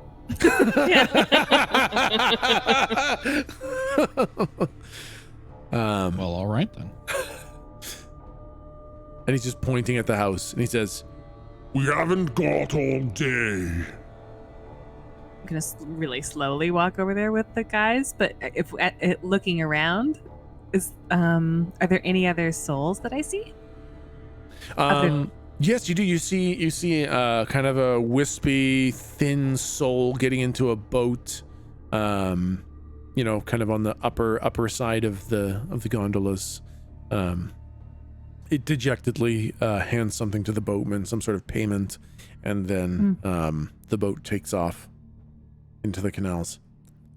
Are we close enough to the lava that I can like take a step in it without obviously like going off course? Yep. You can kind of put a little toe in it, and it burns real bad. So I do feel pain with this lava. It's not. I mean, now what's the concept of pain? You feel yourself being destroyed. Ooh, I've got a question. I don't know that you can feel pain, but pain is usually the brain's way of interpreting that it is being destroyed. So in that way you feel pain, but I don't think you feel pain in the way that we usually feel it. Got it. Okay, so I've got a thick question for you. Yep. What is the political climate of hell versus heaven? Are we at peace, or are we at constant war? Like, what is Galdrick saying? You don't want to fuck with me. I'm an angel. If you do, you're declaring war on heaven. That's essentially what I'm asking. Yeah. And it's kind of an interesting question. So the bureau that you work for is always at war against imbalance and, when possible, against pure evil. So by those standards, you would technically be against that, but you don't openly say, I'm from this bureau, we're dealing with you. You usually, when you're dealing with the green ink, you're assigned to one of the gods and you help them in a battle they're waging against the hells. And right now, the current political climate with Bahamut is Bahamut's not actively waging any wars against the hells, especially not in hell. On the prime material plane, yeah, sure, Bahamut's all about, crusading against evil and all that stuff, but there's no directives and Bahamut has no presence in the actual hells themselves. So I don't know. Yeah, I think it's not quite. Yeah, you wouldn't be able to threaten them with it. If you were potentially on the prime material plane, that might work, but in the hells, there is no light here. Gotcha. Okay, fuck me. Yeah, I guess Slump would just go in the house. I would go in the house. I will jingle my way merrily to indentured servitude. Follow warily. And you guys find yourselves at the door to the home. And as you kind of go up to the house and you stand by the door, the big pit fiend comes up and he says, My name is Ilvixak, and you will simply address me as Sir. Is that understood? Sir. Oh. Oh, yes. Allow me to help you with that. and he pulls all the gags out of your mouths. There. Oh, God. Thank God we got you. Am I right? Quite. If anyone else was to have found you, it would have been significantly worse. In we go. So hold on a second. Do I know anything about this one? About this guy? Yeah, about this one. Okay, this one you're gonna have to roll a history check on. Roll plus intelligence. Let's Oh, you don't have plus intelligence. Roll fucking d20. Ooh.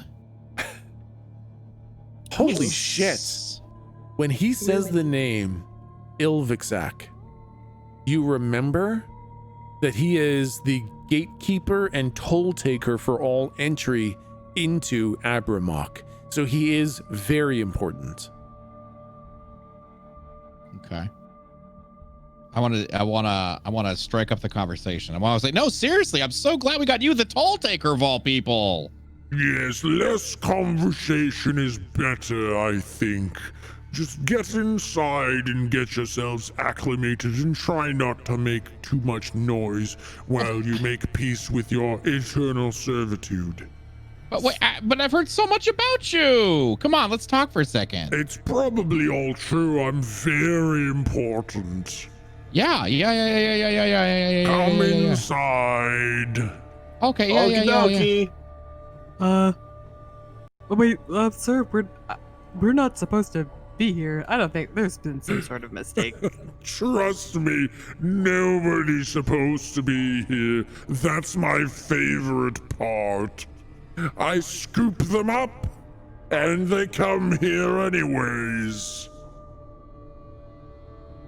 What happens if you don't scoop? Oh, you wither after a while and just become a squidge.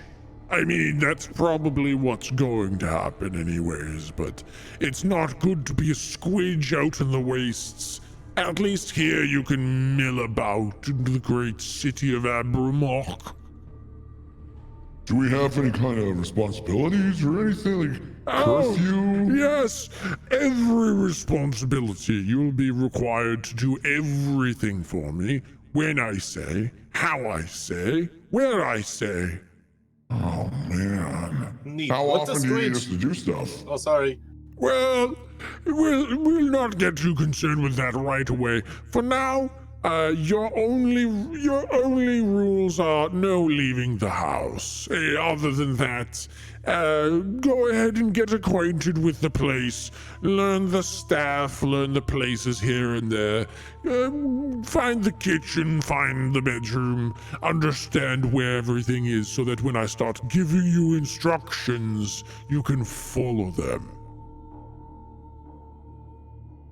And after that, I'll give you instructions that should fill up your whole day, probably a little bit more than you could do in a day, and I'll just extract the rest as punishment at the end of the day.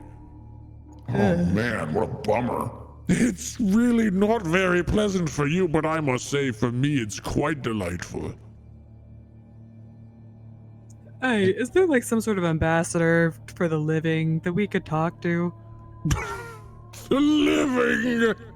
You're as dead as it gets.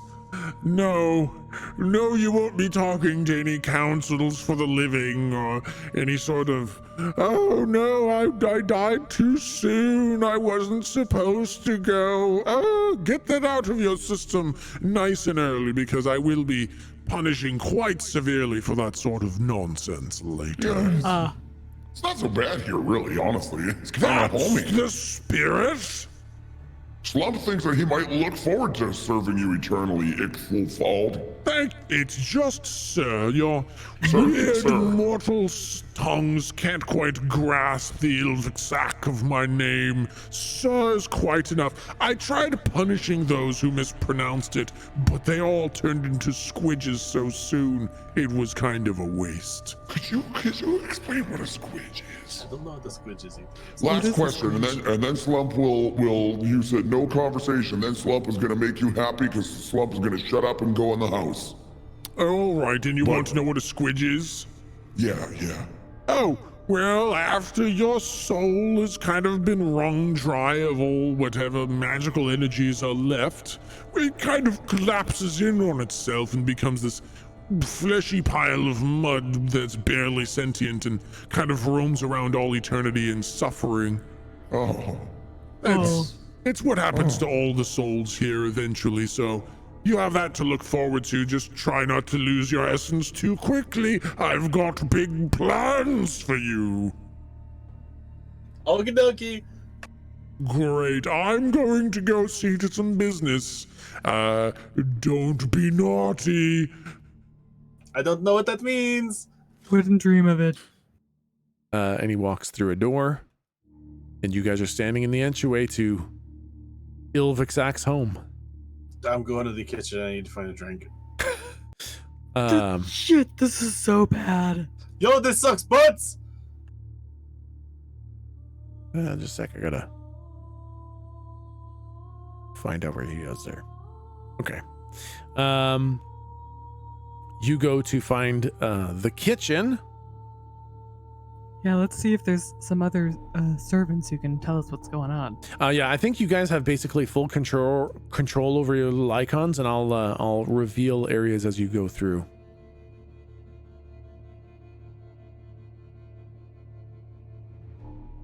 Yo, what's up? I'm just gonna crawl on top of Slump and just. Thank God I can still do this. So as you enter this room, it seems to be a dining room of sorts, and you do see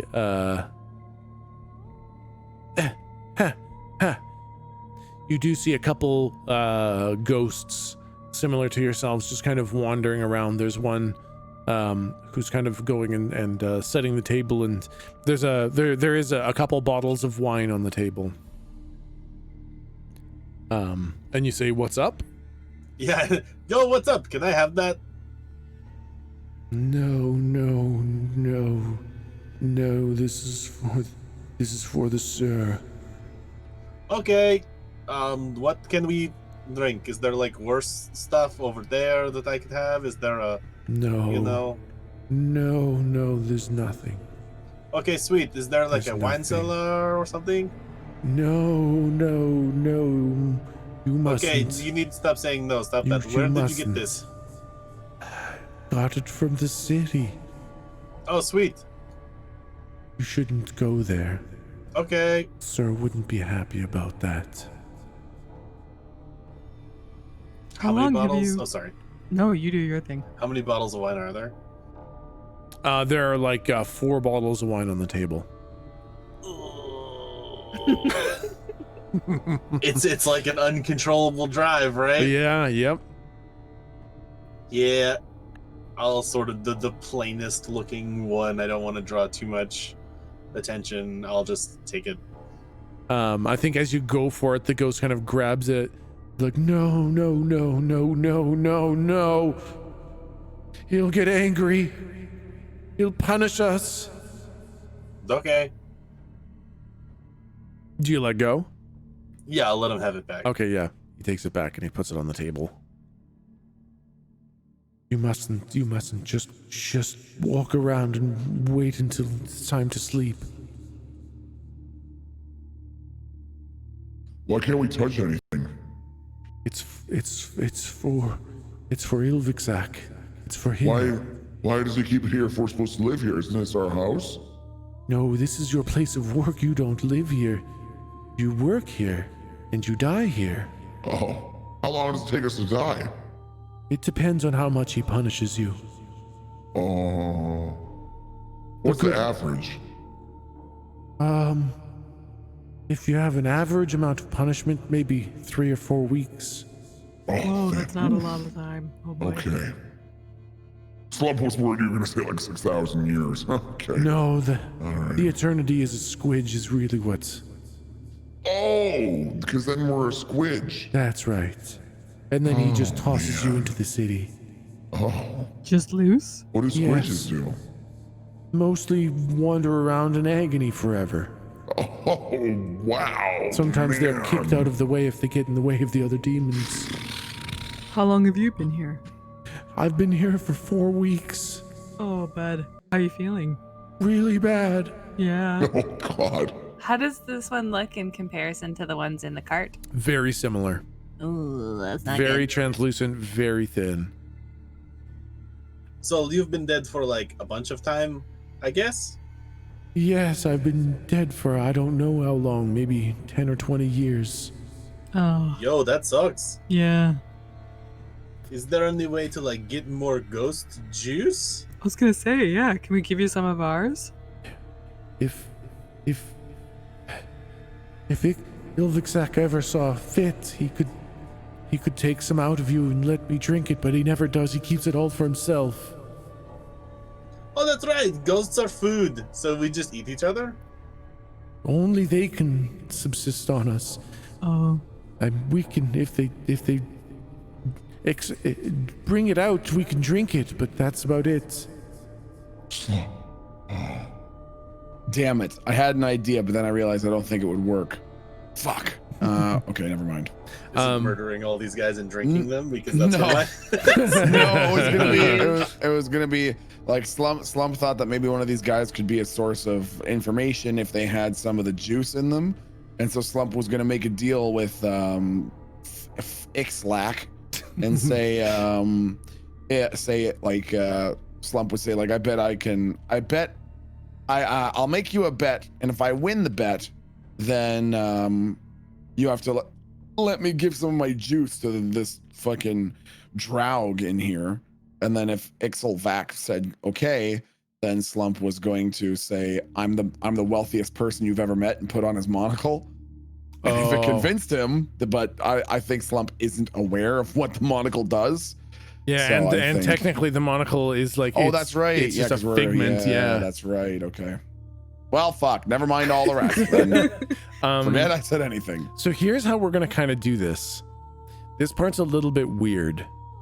We did this once before, but a little bit differently. We're gonna do large passages of time oh no. with explanations of what happens.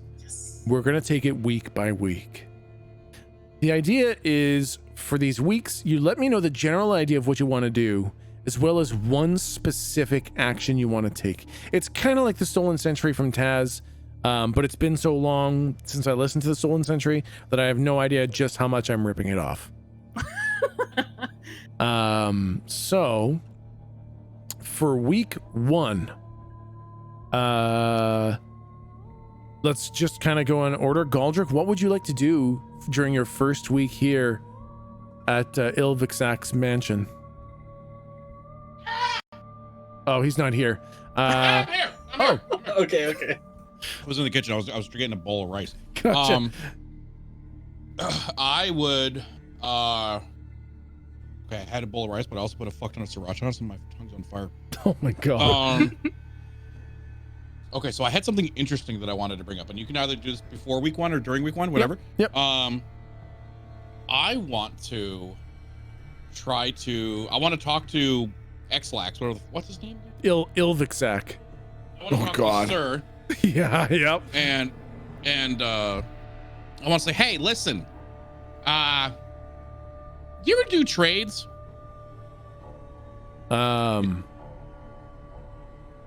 Trades all the time, not with the likes of you, but I do trades daily, of course. Okay, excellent. Because I've first, maybe I should introduce myself, and I'm gonna go out on a limb, and I'm gonna tell him who I am. I'm gonna tell him I'm an angel. Okay. I'm gonna tell him that I'm the soul of an angel. I work for you know who. And I'll give him the kind of winky face, and I'll say I understand the kind of awkward predicament that we're in, but I think I might have something that you want. Or I might have a line on something that you want. Okay. All right. And I want to tell him about this is ballsy. I want to tell him about Volos. Oh. Because I think Volos purposely didn't show up. I think he's scared of this place. Oh, if I am anywhere remotely near this, I'm pissed at that dumb bitch for not answering me. So I would back Galdrick up every time he says anything about Volos. Interesting. I want to tell him that there is an entity out there that is more evil than him, or at least pretends to be. That there is something out there that's trying to take over all the. Does hell know about the inks? I know heaven obviously does, but does hell? The green ink hell, from the way this discussion goes, it doesn't seem like he's aware of different inks. Okay. In that case, I will just tell him kind of like what he needs to know, that there's an entity that is up there, you know, like in the middle ground, in the middle earth, you know, whatever. Yeah. That is trying to completely destroy the heavens, the hells, the earths, the mans, everything. And his name is Volos. And he's flying under the radar. Essentially, I want to put a target on Volos's back. Because I'm willing to bet that my Volos's soul is probably much more juicy than Galdrick's. Ooh, and if I can help, Jake would not know that Asmodeus's deal is like the contract shit. Yeah. But I think if I was like, oh yeah, and he does these dumbass contracts where you have to get gross stuff, and then Galdrick would obviously draw that line to Asmodeus or something like that. Be like, he's even copping your boss's fucking style. Are you sure this isn't just Asmodeus himself? This sounds like you've been fooled by one of Asmodeus's tricks. No, trust me. Why would I lie to you? I'm stuck here. I mean, that's very true, but you're also quite stupid, so you could have just been fooled. Have any of us ever landed a blow on Volos? Because I know in the like super tussle punch. he got fucked, but I don't know who did it. It's Slump and I super thingy. Was that? Didn't Slump and I super punch him? Did you super punch him? You're talking about this one. I think Super Punch who? Volos. No, I think Volos only ever took damage when Locke blasted him with his shotgun. Okay. Yeah, that sounds right. The line I was going to try to run is that like I don't think he's as powerful as Asmodeus because we've seen him be wounded by like mortals. So you talk about seeing him get blasted? Yeah, I mean, I don't want to jack Galdrick. No. I'll let you talk. I'll let you talk. Like, oh, totes, and like I assume that you would teach me about Asmodeus because I don't know Like Jake doesn't know who it is. Yeah. Oh no, Totes, he's not the big dude because your dude's probably like way crazy powerful. But we were in the bar and this dude who makes drinks was like blam and blasted them all up into bits and shit. So it's probably not your dude because your dude's probably like way cooler. Well, then it sounds like there's not really much to fear from him if some bartender can blast him away. It Yeah, but sounds check it. like an He's like interesting. still alive. Yes, well, what am I supposed to do with this information? There's a very, very powerful, evil whatchamado. Ooh. Hasn't made any noise down here as far as I can tell. Oh, you know what? Oh, I've got such the big ooh daddy. Okay, this is gonna have like long-term implications that I doubt we'll ever see in this campaign. But I want to say, I'm gonna say it. Well, okay. Oh, okay. Yeah. No, if you don't think, I mean, he can go through dimensions, but you know. You mean that's not that hard? I've literally been able to plane shift myself. I visit the astral plane every now and then to pick up a couple extra souls, anyways. That's child's play. I mean, That's Totes, child's I play. can do that shit. I That's not can the do big that deal. shit. Yes, Yeah. that's not all that impressive, to be totally honest. I No, imagine no, you no, no, probably no. found your way here through some sort of means like that. See what you're saying is, well, I'm just gonna go to another plane. I'm talking about another dimension, another universe, another everything. How does he do this? you're gonna have to capture him, interrogate him, kill him, and get it from him. I don't know. I've got no idea how he does it. I just know he does it. How do we go about capturing this Volos figure? House of All Tomorrows will lead you right to him. Those fools, the voice of tomorrow, is that? Yep. But hear me out. They were completely useless and stupid and just right? Just, Yes. Yeah. They summoned him from another dimension. He's not from here. That's why he's here. Just do me a favor. Okay? Just, you know what? We're going to spend a few weeks together. I'm going to serve you really well. All right? Yes. Just look into it. Just poke your head out and just send an agent or two, you know what I mean? And see if I'm wrong. See if I'm lying. All right, that sounds easy enough for me to try. I'll send out a couple of informants. And I want to give him a few last known I want to give him last known location or wherever there was witnesses that saw Volos. Okay. So witnesses would have seen him inside where the stones were inside the main city. Yep. So I'll give him that location. Just be he appeared you'll see him. He appeared out of nowhere. Oh, and I would back that up because he's called those his stones. So if this dude knows anything about those, then he would know stuff about Volos. Okay, I'll say he kept calling the stones. You know the stones, right? The big old stones. Oh You know yes, the stones, right? those things. Yes, I know claims- about them. He claims those are his. No, those are nobody's stones. They're part of the world as it was woven together. Nobody owns those stones. This sounds like this Volos figure's quite a moron. You're telling me. I'm sure I'll find him in no time. I tell you what, if I find this Volos figure and get him into my juicing chamber, I'll let you have a taste. Boogity! Thank you. You know what? I'll bother to learn your name. What's your name? Flapjacks. Teeny Tot. Flapjack Teeny Tot. Yeah. Okay. Thank you for this information. If it turns to be useful, you'll get a little taste of this fool called Volos. And if it's not useful, well, I'll get a taste of you. Well, okay. I'll start stretching. Okay. That's what I'll do for the first. Yeah, I like it. I like it.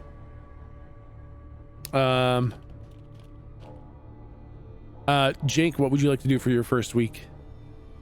I think taking Galdrick's lead in trying to make ourselves like valuable was definitely not where I was originally going to go. I was going to start hoarding booze. So I think instead, to back up Galdrick's claims, I'm just going to let him know. I'm not going to let him know. I'll talk to Galdrick and Lou, actually. Can I do that? Oh yeah. Most of the time, Ilvixak is like not near you guys anywhere. He's milling about the house, or he's out of the house completely. Okay, just real quick then. Can I tell him that we are also from that other dimension, or is that a big no-no? Ooh, are you asking Galdrick and Lou? Yeah, asking everyone. Yeah. Oh. It seems like of all the people to tell, that's a risky one, but maybe it does make us a little more. It is, but it isn't. It is, but it isn't. And let me tell you why. Okay. As you can tell, this world has got some really stupid fucking gods. For fuck's sake, one of them is a horse now. That's my son. Let's be real, he's a little bit all of our son at this point, okay? So, whilst it's bad and like, might have some repercussions, it's essentially like letting them know where the police precinct is. Because if they go over to our realm, these guys won't stand a chance against our armies. Okay. Here's my gut. I want to essentially share with this guy technology that is beyond the green ink as proof that we're from another place, in hopes that instead of drinking us, he finds us valuable and feeds us instead. Cool. Oh, that makes me sad because I feel like we're gonna kill other people, but okay. Fuck them, man. We killed entire cities in the white ink, They're man. in hell, 'em. I'm sure. I was going to say, let's double back on this. The plan is to literally collapse all the inks into the prime inks, which is going to cause the apocalypse. You know what? I'm That's a great okay point. with some collateral damage at this point. Yep. Totally on board. So yes, then with the blessings of the rest of the party, I would pretty much talk to Bill Thicksack and say, hey, I'm not just probably the best wizard ever. I'm also from that futuristic dimension that we told you about, that Volus is from, and I can prove it if you have some kind of like engineer or machinist or something on staff. I can teach you to build like crazy vehicles and weapons of war and all that kind of shit. Interesting. Okay, I think when you tell him this, he sends out. Motherfucker's making Mordor over here. Jesus Christ. He sends out maybe half a dozen of his ghosts out into the city to pick up metal and rare ores and all that kind of stuff that you would need. What's the first thing you tell him how to build? Okay, the condition is that because I'm from this other dimension and I'm a super powerful wizard, wizards are prone to madness, I need the drink to calm my mind and my hands. So that's like I will give you everything you want to know, but this small thing is all I request. Like, I just need to be able to drink or I'm going to lose my shit. He says, That's quite bold of you to request something from me. Oh, okay. I won't negotiate with myself. Continue, Mr. Sir. If it will outbuild these weapons of war, I will show you an area where you can come to get a small drink from time to time, only when you are assisting me. Deal. and he takes you down these stairs into the basement.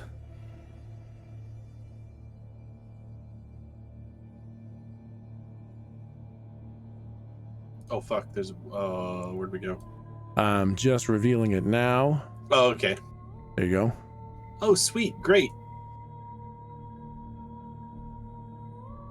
It's just over here. If you would follow me, if you would be so kind as to follow me. If you would be so kind as to simply step into that chamber there. Oh, I don't like this too much. Are you sure? Is this okay? Just step into the chamber and I'll give you your little drink. Okay, sweet. So what I was thinking is some kind of vehicle that does not tire or require food. Perfect. You know, they're pretty neat. And he throws a They're pretty super lever, cool. and these spikes come out of the sides of it. Like it doesn't the capsule doesn't close on you. Spikes shoot out of the side. It's like an Iron Maiden that's kind of propped open, and rather than closing the Iron Maiden, the spikes just shoot out into you. Oh boy. Oh, sweet. Oh no. And you feel yourself being drained, and you feel the hunger increase, you feel the thirst increase, you feel your kind of existence decrease. You see yourself become visibly thinner as you look at your hands, and you feel less there. He's like, There we go. A little drink. Now remember, when you ask things of me, that you should provide things for me and ask nothing in return. Now tell me how to build this vehicle, or I'll collapse you into a squidge.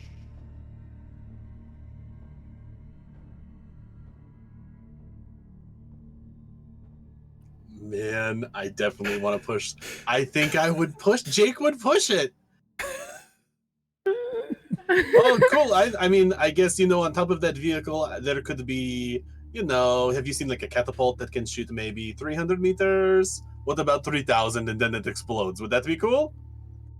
All right, I'm listening. Here. You know, siege engines beyond your wildest dreams. Have you ever seen a horse that could, you know, like fly and shit and drop things that blow up? I'm listening. And I am very thirsty. He will be back in the day. All right. I'll give you a little drink. That is very generous. I told you my hands get shaky and my brain gets all like oof. So thank you. and he reaches to the side of the chamber that you're standing in, kind of thing. The spikes kind of retract and you're no longer stuck in there. And he pulls out like this little vial with that kind of silvery white ghost juice. And he kind of like swirls it around a little bit, and then he pours a little bit into his mouth. He's like, delicious. Now, as for you. and he kind of pulls a bottle of wine out of his back pocket, I guess, fucking video game style. And he kind of tips the remainder of the soul juice into the bottle of wine. And he says, This should make you feel a little bit better. I appreciate that very. Oh, go ahead. Now, draw. Okie dokie. Explain how to build this. So I guess whatever he provides me with to draw schematics, I will just start with the only thing I know, and that's the frame of a fucking hover bike. okay. The thing I know the best. Yep. It's mostly blood at this point in here for drawing. And so I think you just kind of scrawl in blood on the stretching table that he has there. Sweet. And I like they have logically, like I understand that they have fucking like framed vehicles, but I imagine that like suspensions don't really exist. It's probably like leaf suspensions. So I'll be like, check it out, use these coils, use these dampers, use all this other shit. Like focus on the parts that are like obviously not within the current capability of their like manufacturing. Yep. Okay. So week 1, you kind of teach him how to build a hover bike, basically. Him or whoever like he has on staff that can do it. It seems that he has other people get the goods, but when it comes to doing it, he actually kind of works on it himself. Okay, yeah, and I'll just explain that, like, because this technology doesn't exist, like, the machines that are made to make the machines don't exist either. So I'll, like, explain the fucking assembly line, I guess, to the demon lord. Yeah. And yeah, he keeps diligent notes. He record keeps everything you explain, everything you say. He drafts it into like written pages, which he keeps somewhere, you don't know where. And he's constantly sending out other ghosts into the city to pick up supplies for him. Yeah, I don't think I'm not gonna like jump to the extent of my knowledge quite yet, because I don't think it's that vast. Yeah. But I'll definitely like not intentionally drag my feet, but I'll take my time and sort of use his like the fact that he's being so elaborate and like so detailed about it. I'll use that to stretch the time. I got you. I'll just try to make myself valuable, so I can keep getting juice. And I think for the week, it seems like it doesn't take much for him to get quite angry and upset, and he punishes you as often as rewards you, but the reward is never as good as the punishment. So over the course of the week, you come out thinner, like thinner than everybody else got over the course of that week. He drained more from you than he gave back to you.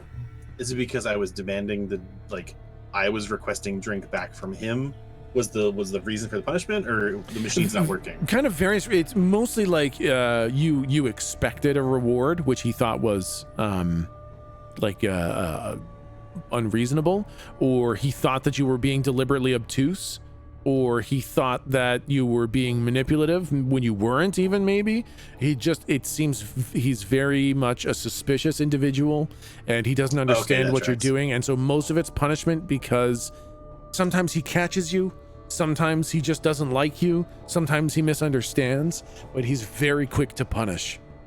That makes sense. If I'm getting punished anyway, I'll just sort of lay on the standard like straight shooting Jake, and if he doesn't get something, I'm like, it's not because I'm being tricky, it's just because you're fucking dumb. Here, let me explain it again. Yep. And then I go to the Iron Maiden. Yeah, exactly. Yeah. And so at the end of the week, just after everyone has all their turns, everyone does notice that Jake is noticeably thinner than everybody else. Oh boy. Lou, it is your turn. What would you like to do for the week? Well, one thing, hopefully it's like a half a turn thing, is just I want to check to see if the time killer orb is, I know we don't have, but I have to check if it is with us and interactable. It's like the bulge for where it is in your bag is there, but yeah, there's no actual item. There's nothing. Okay. Yeah. I had to just be sure. It could be some interdimensional something. Yep. Then I'd like to take time to get to know the other souls and see where they were like from before this, and if they're basically, I'm thinking, can we unionize or like become an army? Yeah. Roll a d20 as like a charisma-ish check, because they are extremely hesitant. They don't talk with each other. Yeah, 10. Yeah. It's so hard. They're so skittish. They're so scared. They're so punished and so defeated and so resigned to an eternity of hell that they're just not willing to talk. For some of them, like after a week goes by, some of the thin ones, like they could go at any moment. So they just don't want to risk anything. Man, yeah. So even just learning more about them and their backgrounds, they're just not willing to give any information. Yeah, Ilvixak is so kind of hot-tempered that if he sees people talking, like that can be enough for him to want to punish people. Man. Can I ask one more thing? Yeah, absolutely.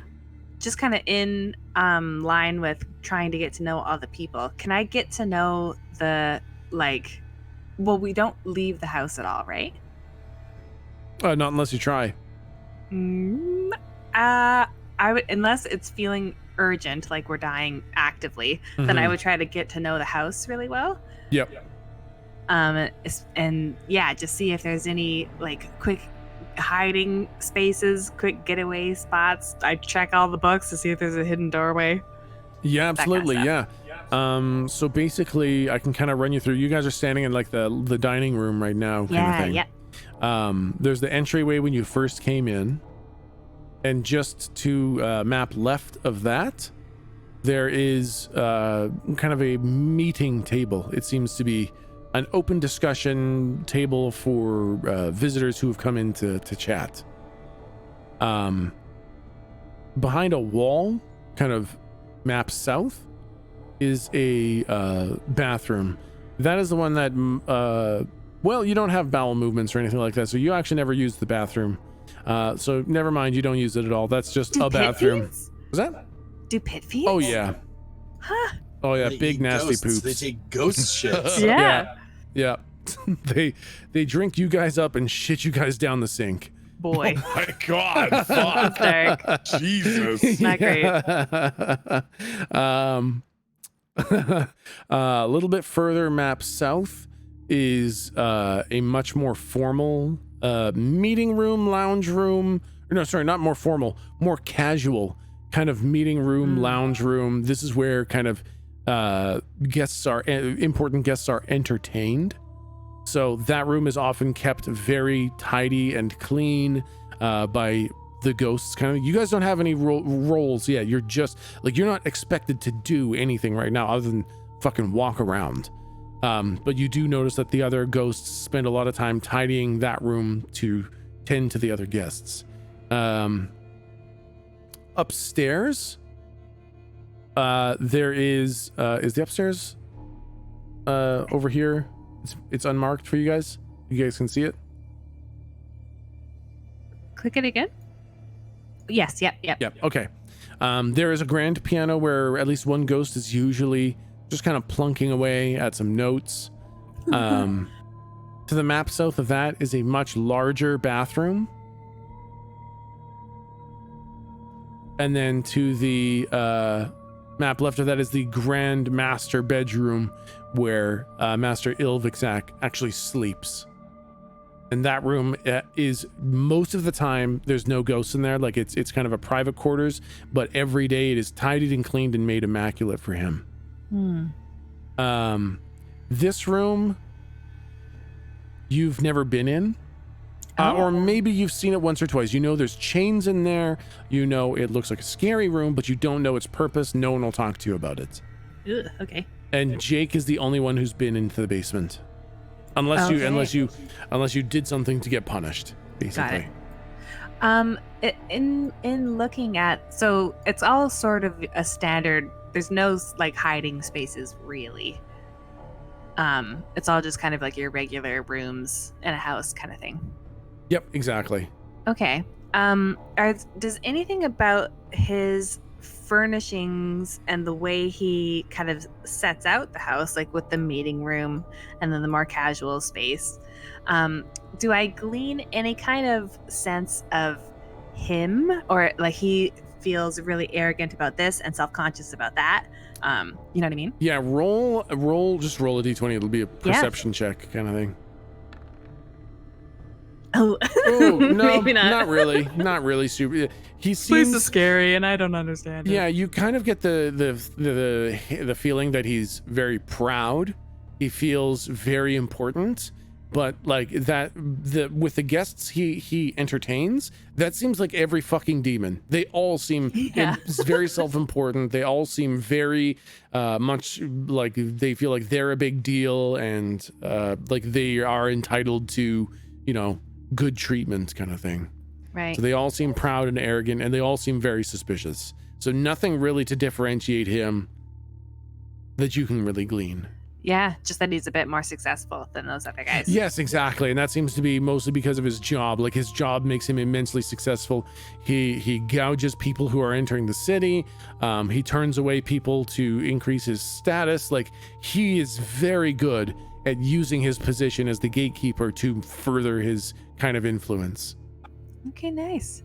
Yeah, so that's what I would do is try and interact more with the ghosts than the demons, and then get to know the lay of the land. So those are the things. Yep. Okay, perfect. Slump, what would you do during your first week there? So Slump would do basically what I did both times I went through basic training. Yeah. And that is he mostly he would put up absolutely no resistance whatsoever. Yeah. And would do his best to, as quickly as possible, do exactly what what's this fucking Ixelvac? Ilvixac. Fuck, Ilvixac. Yeah. He would do exactly what Ilvixac asked and like try to do it to the absolute highest possible standard. Like if Ilvixac said, you know, go over to such and such house and fetch such and such whatever, yeah. Slump in his incorporeal form would run as fast as he possibly could. Someone literally running like their very fucking existence depends on it. Yeah. Because what Slump is going to try to do is the same way that Bilbo tried to sort of discern what it was that made Smaug tick, and it ended up being sort of his own sense of self-importance. Slump is going to look for that to live the lie, to play the part as well as he can. Yeah. And whatever Ilvixac's weakness is, yeah. Slump would hone in on that to ingratiate himself as much as humanly possible, saying things like, Wow, Slump was on his way to do X and Y and Z errand today and noticed that all these other demons just so much less magnificent than the absolutely abominable, indomitable, incredible Master Ilvixac. And just like and the way that I had envisioned it, if you've seen Planet of the Apes, the new ones, yeah, when one of the apes is going up to like the master ape as a sign of like, I completely prostrate myself to you, they like bow down in front of the other ape and hold their palm extended upward for the master palm to just lightly brush it aside. Yeah. That is what Slump would do. Like anytime he sees Ilvixac, anytime he even suspects that he's around, he would fall down like on his knees, staring straight at the ground and say, What can this unworthy supplicant do for you, Master Ilvixac? The masterful. Yeah, so I think so with the first week, he gives you guys 0 tasks. Okay. It's weird. It feels weird because every other ghost is obviously run off their feet. Like and they're punished. Every day they're punished for not meeting all the tasks they're given. And you guys are given no tasks. But I think what you do gather is that when he's there, he wants no eye contact. He doesn't want to register that you're there. Like he wants you to get the fuck out of his way. And he wants no conversation. So I think what you kind of pick up on is like, you kind of pick up on just knowing when he's around, right? You get to know his routine a little bit. You get to know his giant heavy footfalls. And as soon as he's there, you just get the fuck out of the way and you pretend like you're not even there. Okay. And once or twice he does kind of notice that you are trying to not be seen. Like you're trying to just fucking disappear. Right. And you feel this just a little bit sense of like he feels like he's broken you kind of thing. Yes, yeah, and I want Slump to like play that out. Like Slump is not in any way like if Slump was getting punished, maybe some of the other people in the early days would like put on a strong face, like yeah, go ahead and whip me, like yeah. Slump is not like that. Like he does anything that he can to avoid the punishment. Yeah. And when the punishment comes, he takes it without a word of complaint, and as best as he can musters a sense of like understanding, like he deserves it. And then goes right back to like ingratiating himself and bowing out of Ilvixac's presence whenever he can. Just completely give him a wide berth, except for when he calls Slump's name. Slump for anything, Slump would be like burst through doors to get to him as quickly as possible to just lay down at his feet. Yep. Okay, so at the end of week 1, Slump has endured almost no punishments at all. Like at the very, very start, when you're like, oh, Master Ilvixac, you're so what? And he punished you for talking when he didn't want to hear anything. And you learned pretty fucking quick that it's silence and get the fuck out of the way. And after that, you just didn't get punished anymore. Like he fucking didn't even notice you, so you didn't get punished anymore.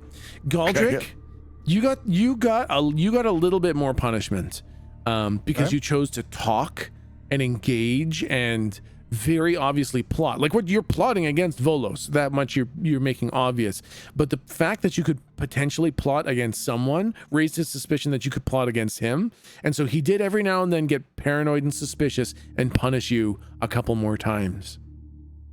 Okay. All Lou, you got a bit of punishment. When you tried to talk to the ghosts, you were punished for it. And when you were wandering around the house and finding the areas that he didn't want you to be in when you weren't supposed to be there, or you bumped into him, you got some punishments. And you're coming out a little bit thinner. And Yake got fucking hammered. Yake got absolutely railed by this guy. Yake looks pretty bad. And with that, we enter into the second week. And with this week, you start to learn a little bit more about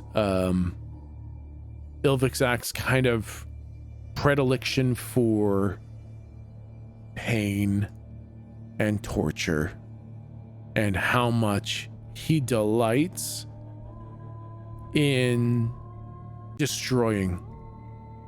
And you see him turn more than half of the household ghosts into squidges. Oof. And he makes you guys watch. When he can tell that this is going to be the one that collapses one, he brings everybody downstairs. Oh my God, what the fuck is wrong with this guy? And he throws them in there. And when he throws the lever, the needles go in, they scream in agony, the juice comes out, and they kind of fold in on themselves, and they turn completely corporeal into this weird pile of mud and flesh. And kind of like the top half of a body kind of comes out of it, barely formed, with this kind of stretched face that all it can do is moan and scream. And he picks it up and he drags it out of the house. And what you've seen him do is he takes a gondola into the city. And then when he comes back without the squidge. And you see this happen to over half the household staff. They were getting thin, and he punished a few into full, eternal death collapse. And is there anything anyone would like to do in the second week? The second week honestly goes by much like the first, unless there's something that changes. His agents are still out looking for the Church of All Tomorrows. He's still learning how to build the hover bike. There's no replacement ghosts for a while. And so the second week kind of passes like the first. Is there anything that you guys would like to do for the second week? For the second week, I would say no, other than the fact that Slump is just constantly on like this feedback loop of trying to maximize the things that he does that Ilvixak likes. Yep. And minimizing the things that he does that Ilvixak doesn't like. Yep. So he's trying to min-max. Do the things that he notices that Ilvixak likes, he tries to do those things more or do them better. Yep. And the things that he doesn't like, he tries to avoid those altogether or minimize them as much as he can. Yep. So I think at the end of the second week, I have a thing. Oh, you have a thing? Okay, yeah. He obviously can't complete he cannot form like combustion engines, right? We just don't have like the technology to purify fucking oil, I imagine. So I can't do magic. Yeah. But I think that with programmed spells, which I can do now, well, could, and cantrips, I can essentially like generate power through like runes that are programmed spells that are triggered. So I can essentially like replicate an engine for him. But I can't make it because I can't do magic. But you can teach him how to like draw the runes and kind of like create the program spell. And I he don't can know also if do a he lot of does magic. Yeah, he can do a lot of magic himself. So it is a 7th level, I think, program. I'd have to look. It's high. Okay, I don't know if he. I can look at that. But if he can get somebody, yeah, there you go. Okay, perfect. And the other thing I wanted to look at for like the next project, because once he builds this, I'm kind of tapped. Yeah. Can we discern that he's paying money for the gondolas? What you glean is when he punishes people, he drinks a little bit of it, and the rest he pours into these little, they're basically glass coins that he fills with soul juice, and you're paying with soul to take the gondolas. Okay, then I guess I'll sort of like the next project is a way for him to automate a gondola so he doesn't have to pay soldiers. Ah, okay. 'Cause you said he's like big into like money and status and stuff. Oh, right? yeah. Yep. Yeah, so if I can save him a fuckload of money, considering he moves people all the time, Yeah. then if I can cut the cost on his transportation, here we go. Perfect. But that's it, same shit. Just Okay. Yep. be a little sassy, because I think that's what Jake would do. Try to get his juice so I don't go insane and keep grinding and building stuff. Okay, perfect. So I think week 2, it's kind of like the same standing for punishments, but I think overall it's much less. He starts to feel like he's breaking you guys and that you're becoming the mindless ghost servants that he wants. And I think to some degree you are becoming that. Like how much day in and day out can you take of the fear of imminent kind of permanent, like becoming a squidge? That weighs heavy in the mind, right? And so I think as much as you're trying to play to him, you're also kind of being broken down by him, and you're trying whoever's trying to actually hold out mentally, you're holding out, but it's not looking good. And we're gonna end at the start of week 3, where you guys are in a household that is much more empty.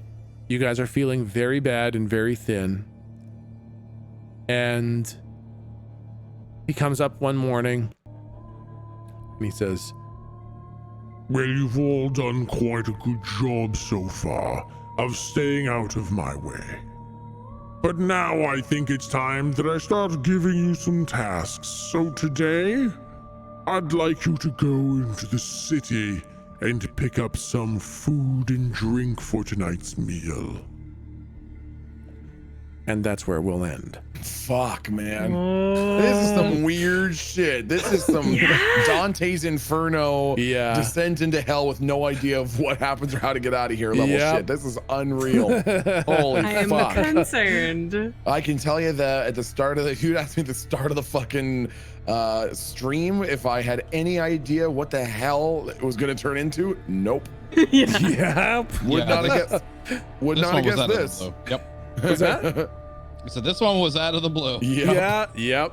Oh, it's fucking unreal. Wow. Well, I can't. Dude, questing in fucking Helheim next week. Exactly, man. I'm so glad you guys got to interact with a little bit of Pale Knight, Mother of Demons, Oberith, Demon Lord.